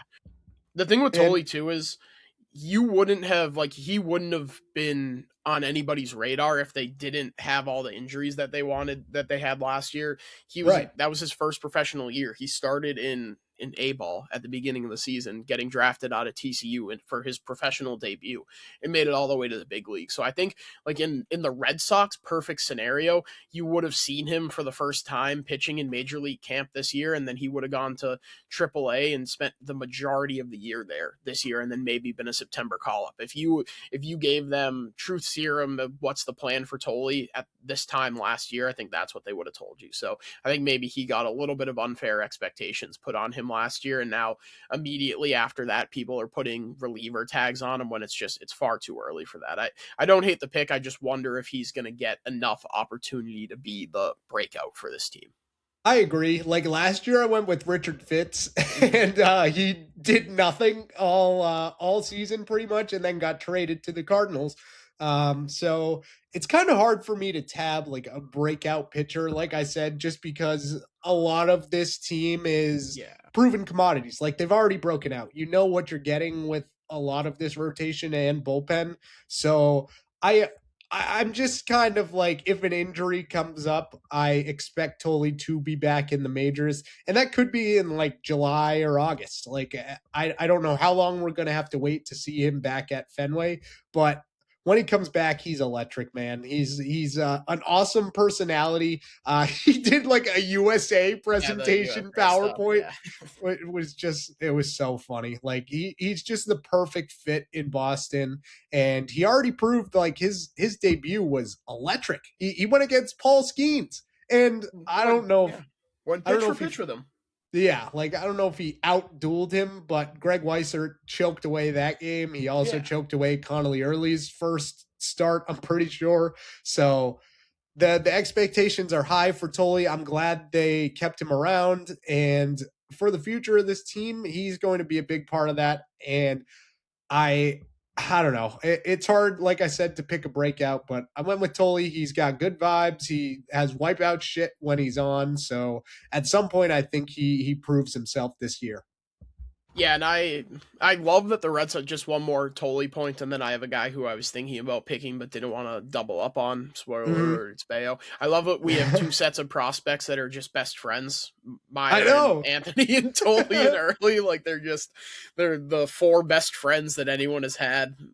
Throw in Craig Breslow and Heim Bloom there, 6 best friends that anyone has had, which I haven't read the full article yet, but I'm going to get to it after we finish up here. Jen McCaffrey wrote a piece that the Red Sox Cardinals trades came together on a little league field where Heim and Breslow's kids were playing. So that's pretty funny. I'm interested to hear that story and what the connection is with them. But we have been joking all offseason that they're best friends, and it turns out they actually might be. Yeah, which is so funny. Which is awesome. But yeah, it was tough to pick a pitcher breakout. Like you said, they're all known commodities. You know what you're getting out of Garrett Crochet for the most part. You know what you're getting out of Sonny Gray, Ron Hair Suarez. We thought we knew what we were getting out of him. Obviously, we'll see what the velocity looks like as we get there. And I did kick around using Brian Bayo again, who I think I'll count that as a hit last year. I think last year was Bayo's best year of his major league career, and I just didn't want to double up on him. But I do think like everybody knows that there's still another level that Bayo can get to. We'll see what happens as he reworks the changeup. He tries to get back to being able to throw a curveball. I think these veteran presences will be really big for him, especially Suarez and Gray, who are pretty similar style pitchers to him, where it's not like insane strikeout stuff, but it's guys that know how to get outs, and it's guys who maximize their pitchability, which I think is going to be the Brian Bayo's best path to success in the big leagues. Yeah, I totally agree. I know we talked about last episode that like if Brian Bayo isn't exactly lighting the world on fire, then you gave yourselves more of an opportunity to potentially move on from him if you feel like the fit isn't that great.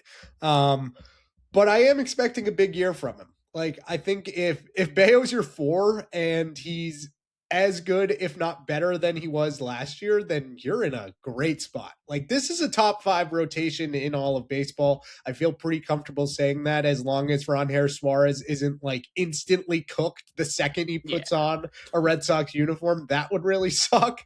But even still, like Sonny Gray, Brian Bayo, Connolly Early, and now you have Oviedo, Tolley, even Cutter Crawford waiting in the wings. So this is a deep rotation. There's a lot of reasons to be excited about it. And I like both of our breakout picks there. And I like the Brian Bayo shout out as well. Yeah, I don't think like I said, it was tough to pick a breakout pitcher. It was.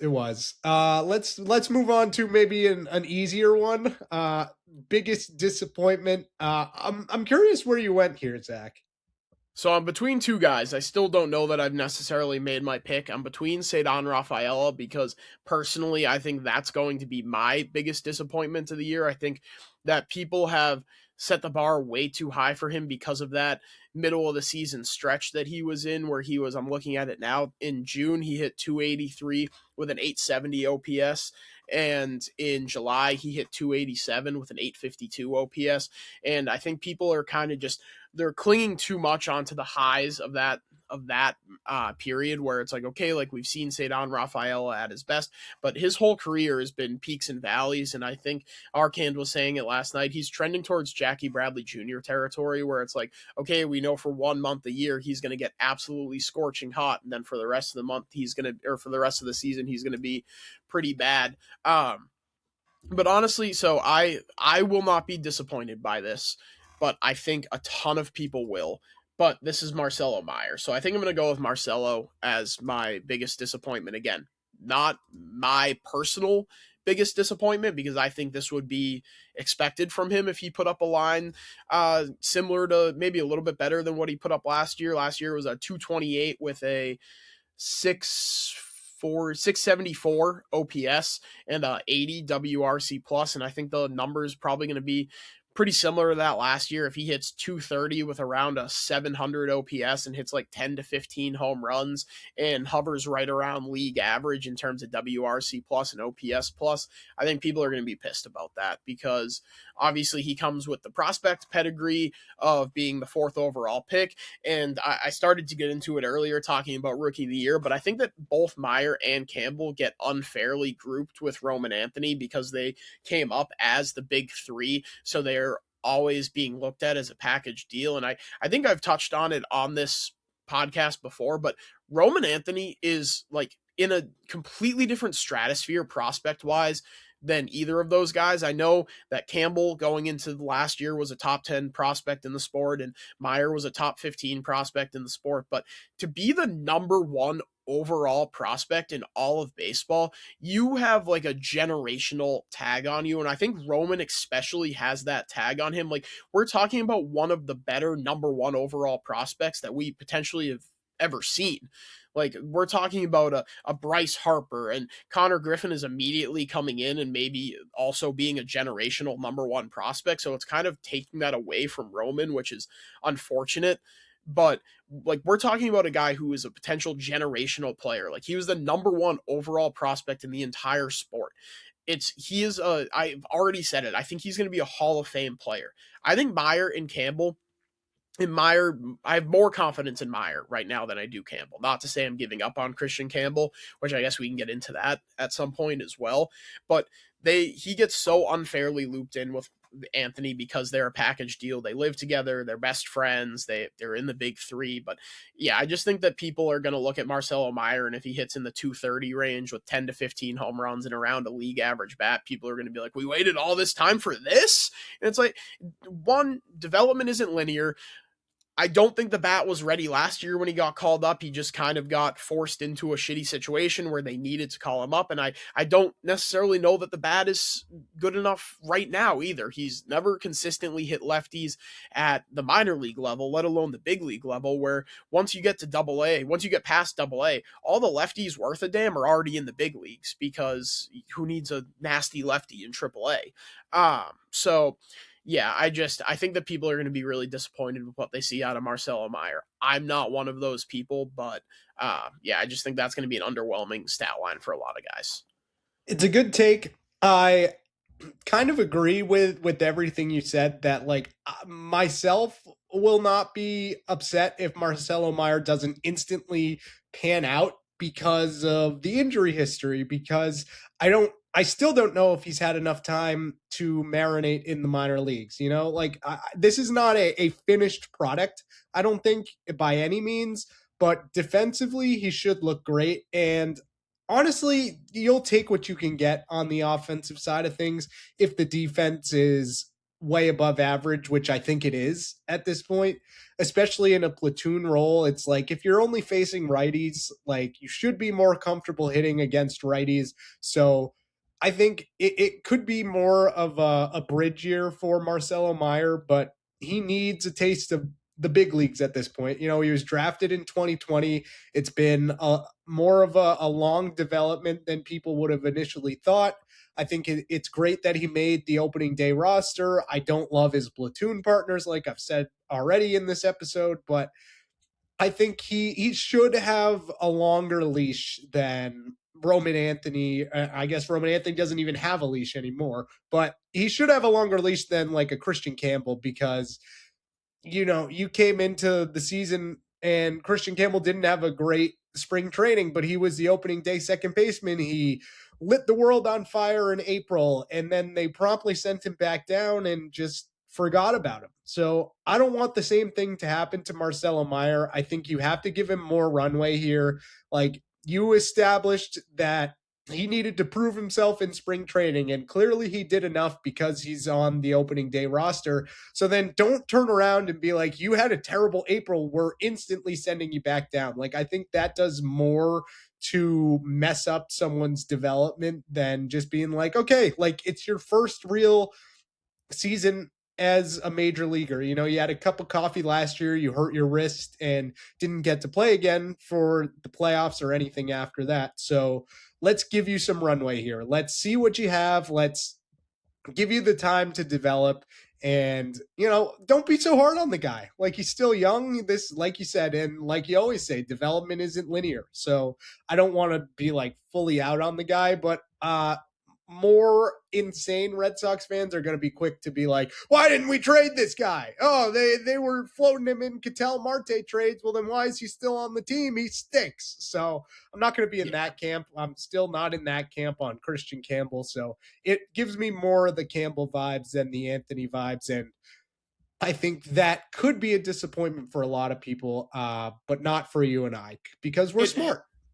Yeah, exactly. We have functioning brains, and we can look at things at more of a like, oh, well, he sucks right now type of outlook. But it definitely helps that they're going to shield him against lefties, because last year it was only a handful of ABs against lefties, only 26 ABs, but it was really not pretty at all. It was a 37% K rate, a 154 batting average, a 416 OPS, and a 6 WRC plus. Against righties, it was 248 with a 739 OPS and a 98 WRC plus. Like, I think people will still look at that and be disappointed, but like you said, like, and I think an underrated part of it is, like, everyone knows the injury history, and I think people will say, like you said, he's not a finished product. He probably needed some more polishing in the minor leagues, but that injury history makes it tough. Like, he was drafted in 2021, makes his professional debut, and then hasn't been able to stay healthy since. Like, that impacts you in a major way when you're in the minors and you can't stay on the field, because that's where your development happens. You're not developing at all watching on the dugout. Like, you're learning for sure, but like, development comes by practice. Like, you got to get out there and be playing. So yeah, I think, like, ideally he probably would still be in the minors, but they have seen enough from him to put him on this opening day roster. And obviously he's a big piece of this moving forward, because again, it would have been so easy to just flip him for Ketel Marte. So yeah, I think people, like, at least the Red Sox are going to be patient with him. And I think, just to your point about if he has an awful April and they send him down, I think it would have to be probably an awful April and May where he's like Campbell and he was the worst hitter in baseball for that stretch, where like he almost gives them no choice. So we'll have to see how things work out from there. Yeah. All right. My biggest disappointment, I have kind of bash this guy all offseason. Like, why the hell is he still on the team? And that is Masataka Yoshida. I said it before. I don't think he's long for this 2026 team, but for however long he is on the major league roster, I think he's going to disappoint. It sucks that he can't play the outfield. It sucks that he's your DH going forward and has like 15 max homer power. And that is not going to be enough. I think you're going to see this team struggle to hit homers. You're going to see a lot of low scoring losses just because the rotation is so good. But I think there are going to be times where the offense just falls asleep and can't do anything. And Masataka Yoshida is probably going to be a big part of that. He's a slap hitter. He's a 4-3 machine. I don't see how he makes it through this entire season on the Boston Red Sox, especially, like I said, if Tristan Casas comes back and starts being productive in Worcester, then it's a pretty easy 1-for-1 swap to get Yoshida out of here. It's unfortunate. He's an influencer, and he's a travel enthusiast. People gravitate towards him. He's a fan favorite and seems like a big hit in the locker room, but unfortunately, none of that matters to me because he's not good at baseball. He doesn't fit in with this team. Okay, maybe that's a little too far. I think he is good at baseball, but he's not good. He's not a good fit for the Red Sox, and he should not be on this team for the entirety of 2026. Yeah, I don't think he's going to be. Counterpoint, though. What can I say except you always welcome. Do this. I can't do it. That's the number one key to my heart. I don't care how bad you are. If you have a tune that when they now batting number 7, Masataka Yoshida, and it's just The Rock singing "You're Welcome," like I'm in. No, that's more than enough for me. He better change it, bro. If that's no, the same... he can't. Then I'll be out. That'll be my 13th reason on Masataka Yoshida. That's fair. But yeah, I don't see it. I think this is the year where they finally give up on him. So I'm staking my claim right now that Masataka Yoshida will disappoint. If he hasn't already disappointed you, then maybe get a CAT scan or something. I don't know how at this point he hasn't disappointed you yet. But if not, just give it some time. I like it. I don't know where I thought you were going, but it makes sense that it was there because you hate Moana. You hate The Rock. David Azer hates The Rock. No, Let it be known. The Rock would kick my ass, but it's your prerogative to be wrong, in the words of Rob Bradford. Well, quick aside here. Why are we remaking Moana like less live than action? 10 years after the first one came out? I don't understand. Didn't Moana 2 come out like 2 years ago, and now we're doing a live action? Moana fatigue is a real thing. Truth be told, I've never seen Moana. I just only know that one tune. What? Dude, I'm 27 years old. What do you mean, what? I've never seen Moana. It came out 10 years ago. I'm not a young buck. You think I was watching Moana at 17?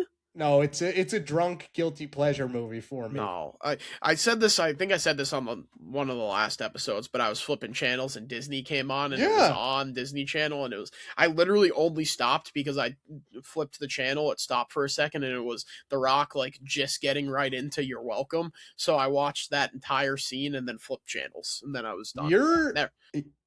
I don't know. You're trending towards Bad Bunny meme territory. No, there's a big difference. But how old were you 10 years ago? 10 years ago, I would have been 13. No, yeah, there's no way it came out. When did it come out? There's a huge difference between being 17 and being 13 in terms of watching Moana. I didn't see it in theaters. I didn't say you saw it in theaters, but there's still a huge difference. Now I'm trying to find it. Now there's too many Moanas. It's giving me a wrong release date. 2016. Okay, so yeah, so 10 years ago. Yeah, I would have been 13. Yeah, there's a huge difference in being 17 and being 13 and watching Moana. Don't shake your head at me over there. I disagree. There's a huge difference. No, I disagree because Disney movies are like a guilty pleasure for whatever time. And dude, I mean, not you mean new to tell ones, me though, like old ones, like the but older ones. I mean, 10 years ago. Yeah, but again, there was a huge difference between being like what Disney movies came out in when you were 17. So what would that have been in 2020? No, you weren't 17 in 2020, were you? Nah. Oh my God. Okay. That would make me feel so old. Oh, Jesus. I don't know how old that would have been. 6 years ago? 6 years ago, I would have been, Jesus. I think I would have been 17 or 18. Jesus Christ, that makes me feel so old. Wait, Yeah, so what am what I Disney looking for? movies were Disney movies that came out in 2020? Like, you weren't watching those. Let's see. Onward. I didn't watch Onward. That was crap. Soul's a banger. I did watch that. That is peak. If you haven't watched Soul, you're missing out. I haven't seen that one. I didn't watch live action Mulan. Fucking Hamilton, Artemis Fowl. What is Artemis Fowl, bro? Yeah, well, I'm cultured, so I've actually seen Hamilton, so. So have I, but it sucks. Okay. It's pretty good. A couple No. Out. Good tunes. No. Okay, I don't know how we got here. Masataka Yoshida, Moana. Yeah. Well, do yourself a favor and watch Moana, buddy. Maybe I'll have to. Well, now the thing is, it's getting into baseball season, and that occupies 3 hours a night of my entire. Well, yeah, they have off days, but then I guess I have been pretty light on reality to watch because their Vanderpump Rules season just ended. Do it tonight. Man, doing it tonight there's a lot. There's baseball. You have to build yourself up. Yeah, I don't know. I don't know that work. I don't know that watching Moana. Maybe that's an off-season activity. Maybe that's off-season content for next year. Watch along Moana with Zach. We can do it in the Discord if we can ever get that up off the ground. I like it. All right. Well, we'll put a pin in that. Those are our 2026 Red Sox Moana predictions. That was talking Moana. Record. We didn't do record. Oh yeah. Let's see. I don't really have anything to tee up. It's just our record prediction and where we have them placing in the division. So if you want to go first here, the floor is yours. Yeah, I've got them 89 and 73, finishing second in the AL East behind only the Toronto Blue Jays. I think they're a better team than the Yankees. I know that last year it didn't play out that way, but I've got them finishing second in the East only to the Blue Jays. Yep, I'm with you. I have them going 88 and 74 and also finishing in second in the American League East. I think last year we were exactly one game apart, too. I think we were in the 90s, though. And yeah. Did we both have them winning the division? We both had them winning. We had, funny that we had way loftier expectations. I guess, granted, this time last year you had Alex Bregman and Rafael Devers on your team. Yeah. So that makes things easier. Yeah, they were, like we said, they were a trendy World Series pick last year. People are still high on them this year, but I just don't see it. Like, I think they'll comfortably get back into the playoffs, but past that, it's going to be a similar playoff experience to last year. Hopefully they win more than one game, but it's like, I don't see them making a super deep run here. Yeah, last year you had them 95 and 67, and I had them 94 and 68. Yeah, both first, and I think we both had them in the World Series. Yeah, let me pull that one up. We both had them. I had them losing to the Dodgers, and you had them losing to the Mets. Yeah, that didn't work. I don't even think the Mets made the playoffs. No, they didn't. Oh boy, yeah. So we'll check back in on these like we did last season at the end of the year. So we will be getting the graphic up, so you can make fun of us throughout the season if these don't pan out. But feel free to share your own predictions as well if you have any. We're always curious to hear the more opinions from intelligent Red Sox fans. If you're dumb, I don't really want to hear it, unfortunately. I heard it from dumb Red Sox fans all off season on every single clip I posted on TikTok. The dumbs are out in full force. They'll find us. The dumbs are out in full force on the talk, and the crazy thing is that they think we're the dumbs. It's like, I know, buddy, you people do not have functioning brains. Unbelievable. You don't know ball. Yes. I mean, I was about to hit you with that because you haven't seen Moana, but I was 17. Yeah, I don't know. The jury's still out. Well, we'll let the mass public decide when this episode drops. Do we want to do a breakdown? I know we're approaching 2 hours here.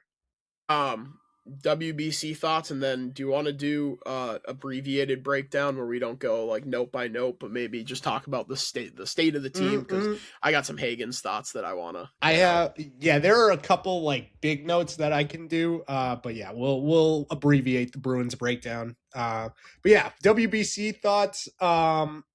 Obviously, the U.S. loses in the championship round to Venezuela. Venezuela has won the WBC for the first time, and hats off to them, really, man. Like, this was a great story. Even Italy was a great story. Like, I think this year's WBC generated way more hype than I've seen in past iterations. In 2023, when you had Shohei versus Mike Trout as the final out, that was pretty electric. But overall, it seems like more eyes were on this year's product than ever before.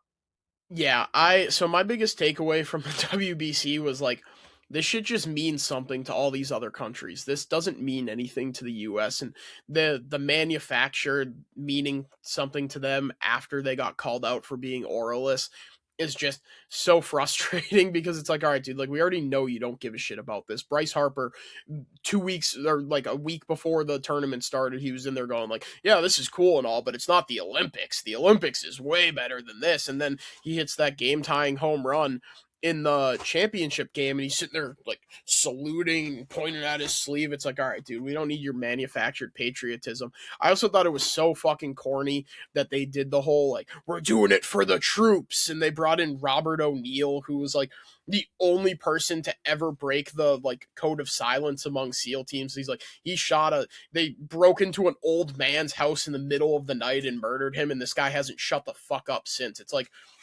he's like Riley Gaines. He's military Riley Gaines, where she finished 5th in a swimming race and hasn't shut the fuck up since.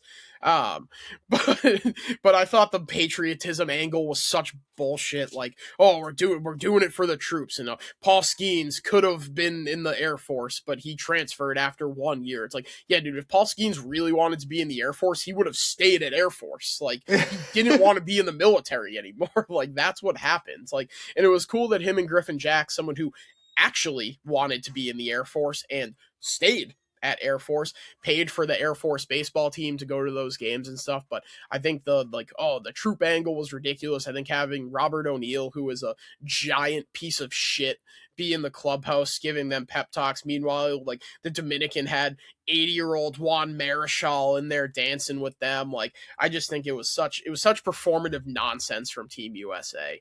And yeah, that's why I couldn't root for them. Like, you watch Team Dominican and you see Junior Caminero flipping his bat to outer space and pounding his chest. And like it was just hard to, like, these guys would hit home runs and it was like, all right, that's what we do. We hit home runs, we round the bases. And I think baseball is way more fun when guys are acting like the Venezuelan team or the Dominican team, where they're hitting absolute moon bombs and then Fortnite emoting around the bases. Like, that was awesome. And I can't get behind Team USA, who objectively didn't give a flying fuck until they got told, hey guys, we can tell you don't care about this. And they were like, oh, we don't care? Well, we're doing it for the troops. Like, yeah, dude, like, whatever. Like, Roman Anthony and Paul Skeens can come back for, when's the next one? 2029? 9, yeah. Yeah, Roman Anthony and Paul Skeens and Bobby Witt can come back for 2029. Everyone else can kick rocks on that team.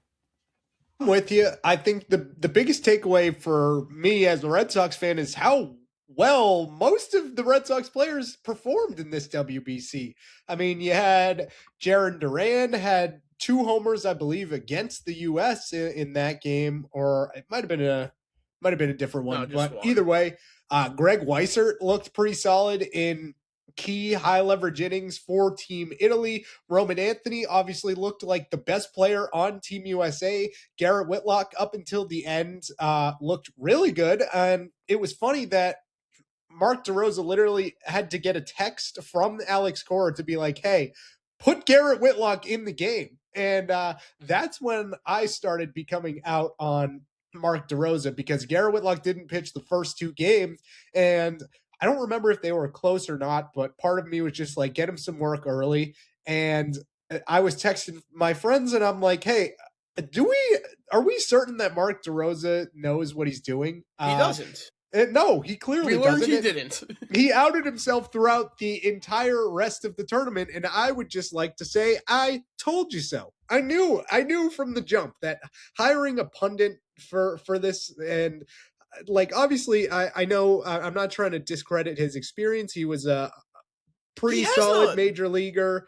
But that doesn't make him a good manager. Like, right, as far as agree. experience goes managerially, he has the last WBC and this one, and that's it. Exactly. 2 losses. Exactly. So if Mark DeRosa is still at the helm in 2029, like that just proves you still don't care about this tournament. And you should. Like the US should be not running away with this thing every year, but the talent that they have should match up with any other country. And it just seemed like no one cared. I mean, Tarek Skubal only, I get that you're in a contract year and, you know, you're hoping to really cash in. So you don't want to tax your elbow this early on, but it's bigger than you, bro. Like you're the best pitcher for them, in baseball. It wasn't. Right. For all like, the other the countries, problem. it was bigger than them, but for Team USA, it wasn't. Like exactly. that's where the issue comes in. The best part about this for me, like I don't care what, and people were like, "Oh, it's great that like we can all unite around watching someone playing under the flag." Like I don't give a. Jake Wallinger said this on Twitter. Like I am a Red Sox fan far before I am an American. And I 110% echo that sentiment. I am a Red Sox fan, and I'm a Bruins fan, and I am, like, again, in the Olympics, I was rooting for Czechia over Team USA, and Austin Matthews and the Tchucks are so spectacular, and it's awesome that we get to watch them and root for them under America, and then go back to hating them after. No, fuck those guys! We hate them! No, Austin Matthews sucks. Aaron Judge is a fantastic player, and it's great that we get to root for him before going back to hating him on the Yankees. No, fuck Aaron Judge. By the way, them coming in with the Team USA hockey jerseys to promptly score 2 runs. It was so awesome. So funny. It was so funny. I tweeted it. The jokes write themselves with Aaron Judge wearing an Austin Matthews jersey. Yep. Oh my God. Incredible. For a guy like me who hates both of those guys, I've been calling Austin Matthews Mr. October for the better part of the last 5 years. And for him to disappear in the Olympic hockey tournament, and then for Aaron Judge, who had done absolutely fucking nothing in the entire WBC, to be waltzing in wearing an Austin Matthews jersey, like I said, that is, it's better than porn for a guy like me to see that, something like that happening. Like I said it in the Olympic breakdown on the last episode that Austin Matthews is just bald Josh Allen. Well, Aaron Judge is now just tall Austin Matthews, who is bald Josh Allen. I love it. I don't think I have much more on the WBC. The only other thing is I just love that the vast majority of fans seem to care about this more so than years past, like I said. So the hype is building around opening day. I think they might hit a brick wall with the impending lockout in 27, but at least the next time the WBC rolls around, it should be another huge event. I hope to eventually be able to make it out to Miami or Houston to watch some of these games in person. But even the TV viewing experience is good for the most part. I just we got to get some better commentators on this too. Like that's the first dreadful. Walk-off. Ozzy Albies hits that walk-off, and it was the worst call of all time. Like have some feel for the moment, dude. Yeah. All right. Anything else on WBC, or is it time for the abbreviated breakdown here? Like I said earlier, I'd like to see them maybe start kicking around the idea of moving it to the middle of the season. I mean, I think it would involve a decent amount of research. And just a quick point on your Cora having to text DeRosa to use Garrett Whitlock. I mean, it's got to be frustrating for a guy like Cora who lets their second most important reliever go to the WBC, and he's just not getting any work. Like he could have been in camp throwing in games and like building up for the regular season. So yeah, like if I were Cora, I would text him too. Like, yeah, man, yes, you use him. You have to. Like, we let him go for a reason.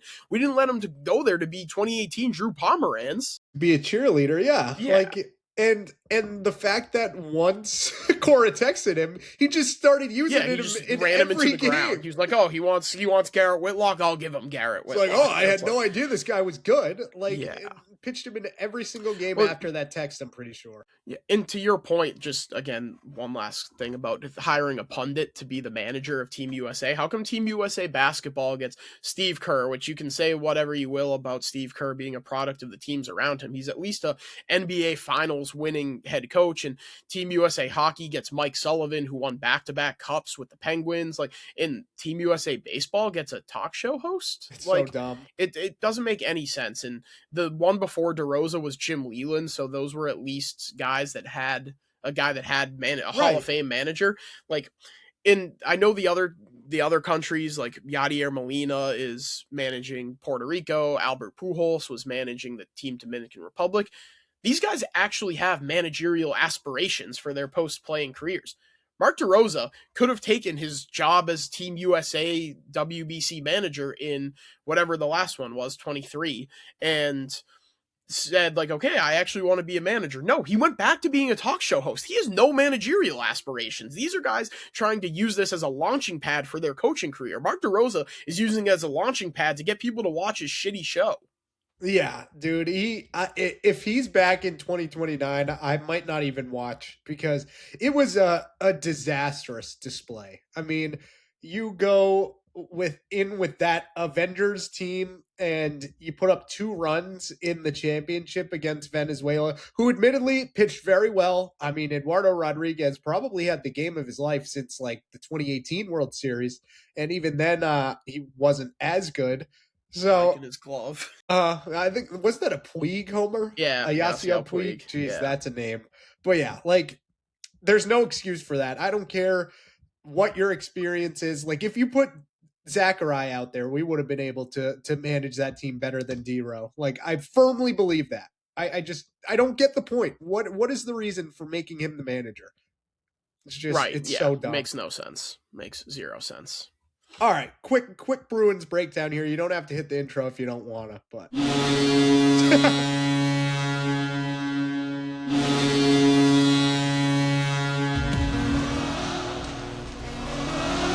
Lucic taunts the Montreal bench.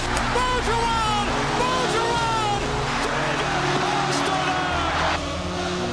It's time for David's Bruins breakdown.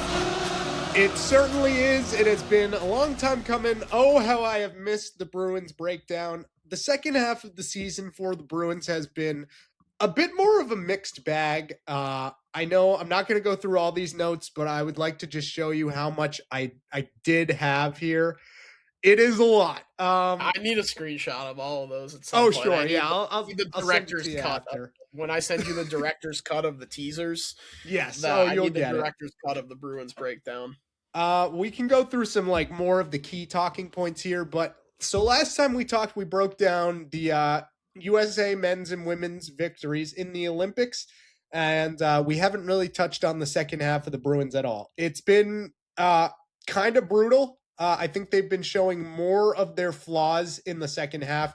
Jeremy Swayman has been otherworldly. I'm going to be the first to say that. Like, I think they're losing a lot of these games, not because of him, but mainly because they can't get the puck in the back of the net as consistently as you would have hoped. They're staying afloat in the playoff race right now. They had a big win against Detroit, but the big story, and I know, Zach, you have takes on this, is James Higgins may be pretty quickly making his NHL debut here. So that is very exciting. Yeah, and I got into this on Arcans last night, but the fact that they've been jerking him around, and like it seems like there was some contract dispute deal where he wanted to come up with the big club immediately. They wanted him to go to the AHL to get a little bit of seasoning first. And I think the big thing here is that it burns a year on the entry-level contract, which gets him a year closer to RFA and making some legitimate money. And we've seen it in years past where guys want to come out and sign their ELC to get that much closer to making legitimate money. It's going to be $1 million cap hit when he eventually does sign that ELC, whether it be prorated for the rest of the season or signs it next year. But we saw Cutter Gauthier, who's now on the Ducks. He was originally drafted by the Flyers, and he wanted to come out after his sophomore season at BC, and the Flyers said no. And he said, fine, fuck you, trade me. And they ended up trading him to the Ducks for Jamie Drysdale, who is awful. So like Yikes. that was my biggest concern with this Hagen situation, is that he was ready to come out. He was ready to burn a year on his ELC, and he was ready to get 1 year to RFA, 1 year closer to RFA status and making legitimate money. And if the Bruins weren't willing to do that, I think it would be super easy for him to just do what Cutter did, especially because there is that BC link where they definitely know each other, and he could just say, oh, like, well, it worked for him, and now Cutter is lighting the world on fire for Anaheim this year and is going to get paid like a top goal scorer in the NHL at some point. And so that was my big concern there. But also, like you said, they struggled to put the puck in the back of the net. And for years now, that's been their struggles. Going back like a decade, they haven't gotten enough secondary scoring out of anyone on this roster. They scored 1 goal at home in Game 7 of the Stanley Cup Final against the St. Louis Blues. They struggled to put the Panthers away in the million opportunities that they had in 23, I think it was. I always mix up the years with the record-setting year, but it's been a multi-year problem now where they emphasize third-line grinders and tough on the forecheck and solid defensively forwards instead of bringing up skill players that can actually score. And once again, we're seeing it happen with Hagens. And people have said like, oh, well, he's playing against men in the AHL. Like, yeah, dude, I'm sure playing against Chris Wagner in the Springfield Thunderbirds is going to be really awesome for his development tonight when he makes his professional debut. Like, right now, the Bruins are the number 1 team in goals scored above expected. So they're outperforming their expected goals by a huge margin. It was like plus 28 the last time I looked. So they scored 28 more goals than they're expected to. This is a team that if you're going to have success, and you're in the heart of a playoff race, this is not guaranteed. I think they're going to miss the playoffs personally. So you're in the middle of the danger zone. If you can't get into the playoffs here, where you're not going to be good enough to win the lottery, you can only jump up 10 spots, but you're also not going to be bad enough to win the lottery, but you're not going to be good enough to get into the playoffs. So you're just completely in no man's land. Meanwhile, you had that Leafs pick to fall back on if it stays out of the top 5, and now Austin Matthews is out for the season. So that increases the likelihood of that pick falling into the top 5 that much more.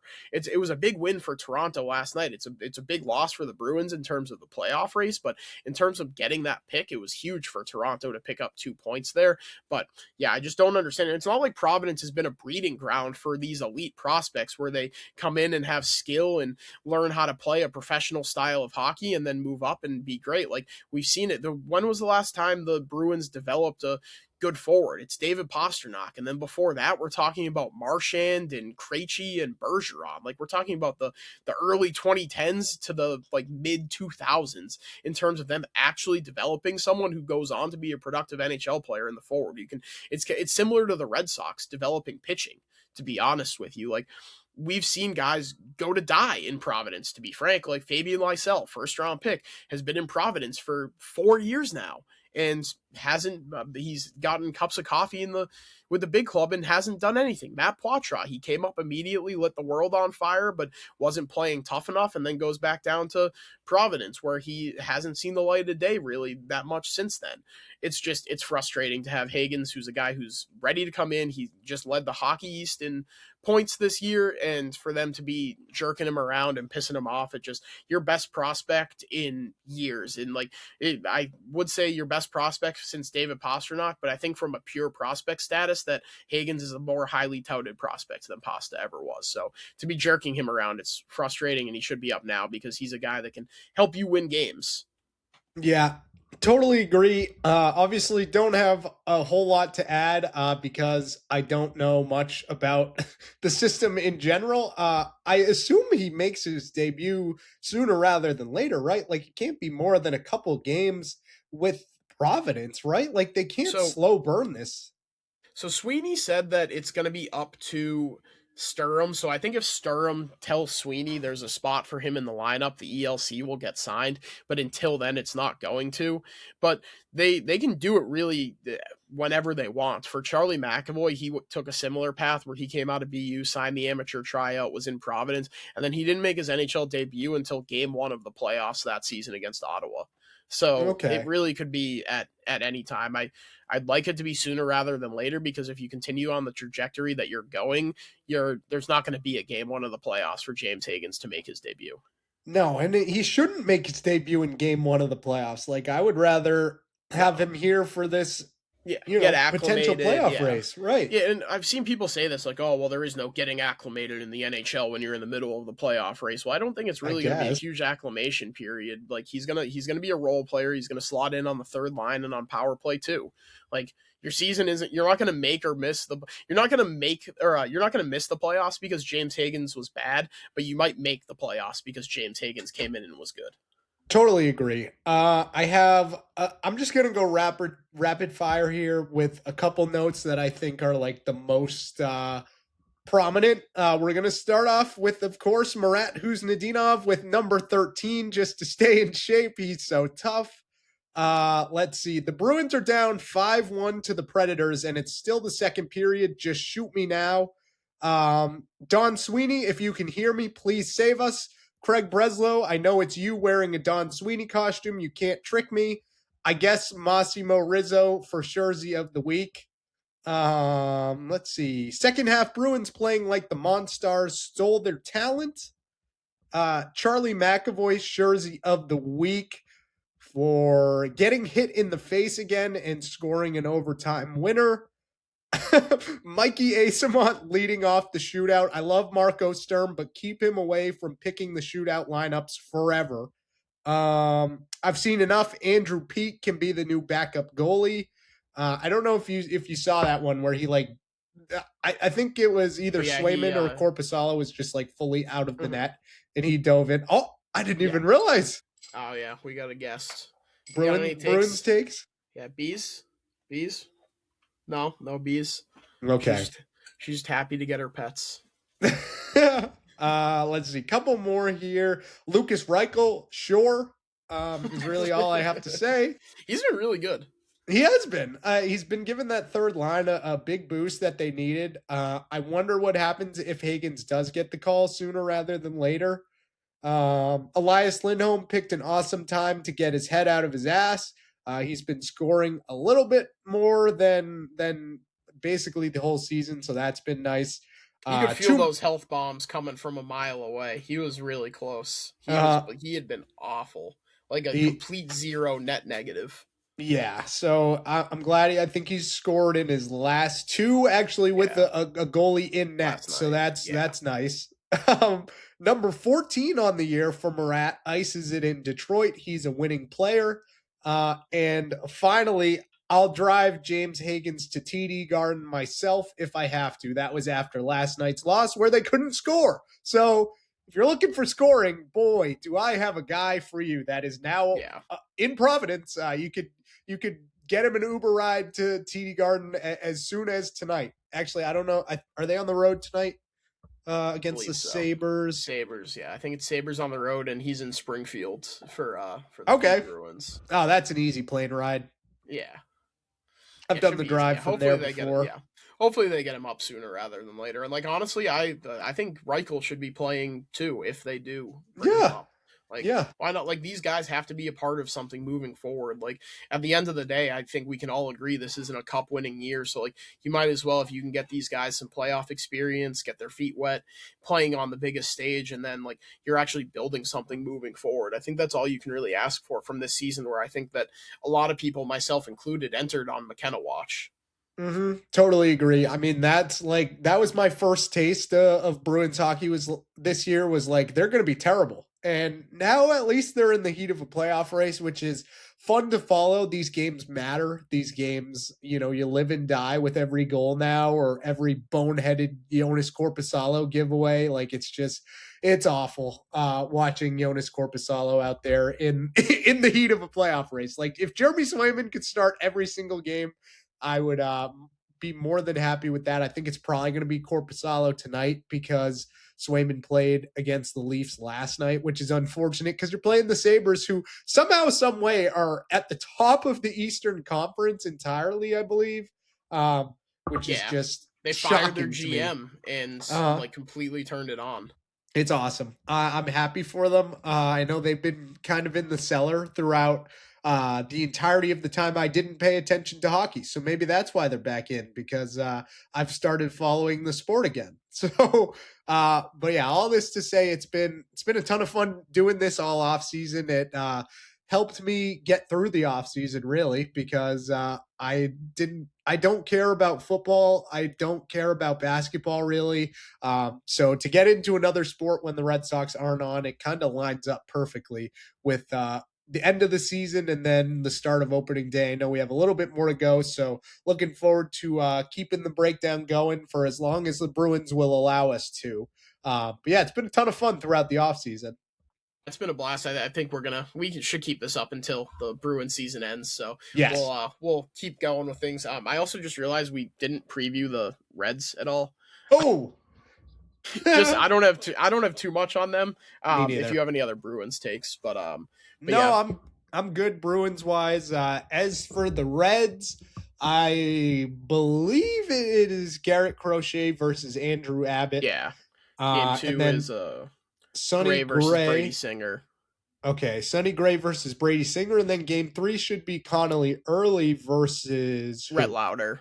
Okay, so bit of an interesting pitching matchups there. Well, for the Lodolo Reds and Green are both down on the them. shelf. Yeah, I don't have too much on them. I think as the season starts to go on and we start to get more data and stuff on these guys, we'll obviously have more in-depth breakdowns of stuff. I got them sweeping. I got them. I'll go 2-1. I think they win the Crochet start, lose the middle game, and win the early start. So, regardless, I think you just need to start off better than last year. Last year you started in Texas. I think you won on opening day, but then went pretty poorly after hit that. 2 home runs, right, on opening day. Yeah. So that was a lot of fun. If you can start off hot on the road and come back to Fenway being 4-2 or something like that, that's a great start. I think you have to start off hot rather than last year where it was a roller coaster, a 500 machine for the first couple months of the season. To really get people to pay attention to this team, prove that you deserve our attention. Zach and I are going to pay attention no matter what, but the vast majority of people are oh, I'm watching the Celtics, Jason Tatum's back, or the Bruins are in the heat of a playoff race. Why do I care about the Red Sox? Well, how will you respond? And I know it's it's March 25th. I don't think we need to be making sweeping declarations like that this early on, but baseball is back, man. And that's a wonderful thing. I think it's cool that they're starting against the Reds too. Obviously you don't typically see that. I think they do. I've heard they do it big time in Cincinnati for opening day. Yeah. Mm-hmm. They have a nice park. Cool. I haven't been for opening day, but I forget what it's called, but they have that it's a law. Well, it's not like a law. It is a law where the restaurants in that area are permitted to sell alcohol, and you're permitted to to carry alcohol and drink on the street that the ballpark is on. I think that's really cool. I think that's something that Fenway and the Red Sox should look into doing with the city of Boston, where maybe what is it called when you can carry alcohol in the street and stuff? Carry? Not open container. No, that's a gun, I believe. Oh. No, open container, but where they have that dedicated street in Cincinnati. They call it different things, different places. That's my Ohio expert coming in. My Ohio guy. Yeah. So weighing it. Huh? In Cincinnati, it is. Yeah, in the ballpark, which is what we're talking about. Katie's training up for her pod debut. Yeah, the Katie Olivia episode is gonna do numbies. Oh, get ready for that. That might be our next episode. Actually, is we're not gonna spoil it, but you'll see. It's gonna be great. Do we have anything else before we get out of here? It's been 2 hours and 11 minutes now. No, I don't think so. This is probably going to be pushing the longest episode in podcast history, I would guess. It might already be.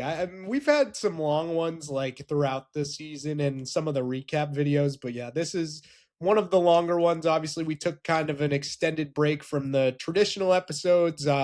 Had a decent amount of Bruins stuff to get to, so I'm not surprised. But anything else before we get out of here? No, I don't think so. Okay. Excited to get underway. Excited to be watching some meaningful baseball. Yeah. Yeah. It's going to be great. We have made it throughout the off season. Real baseball is here.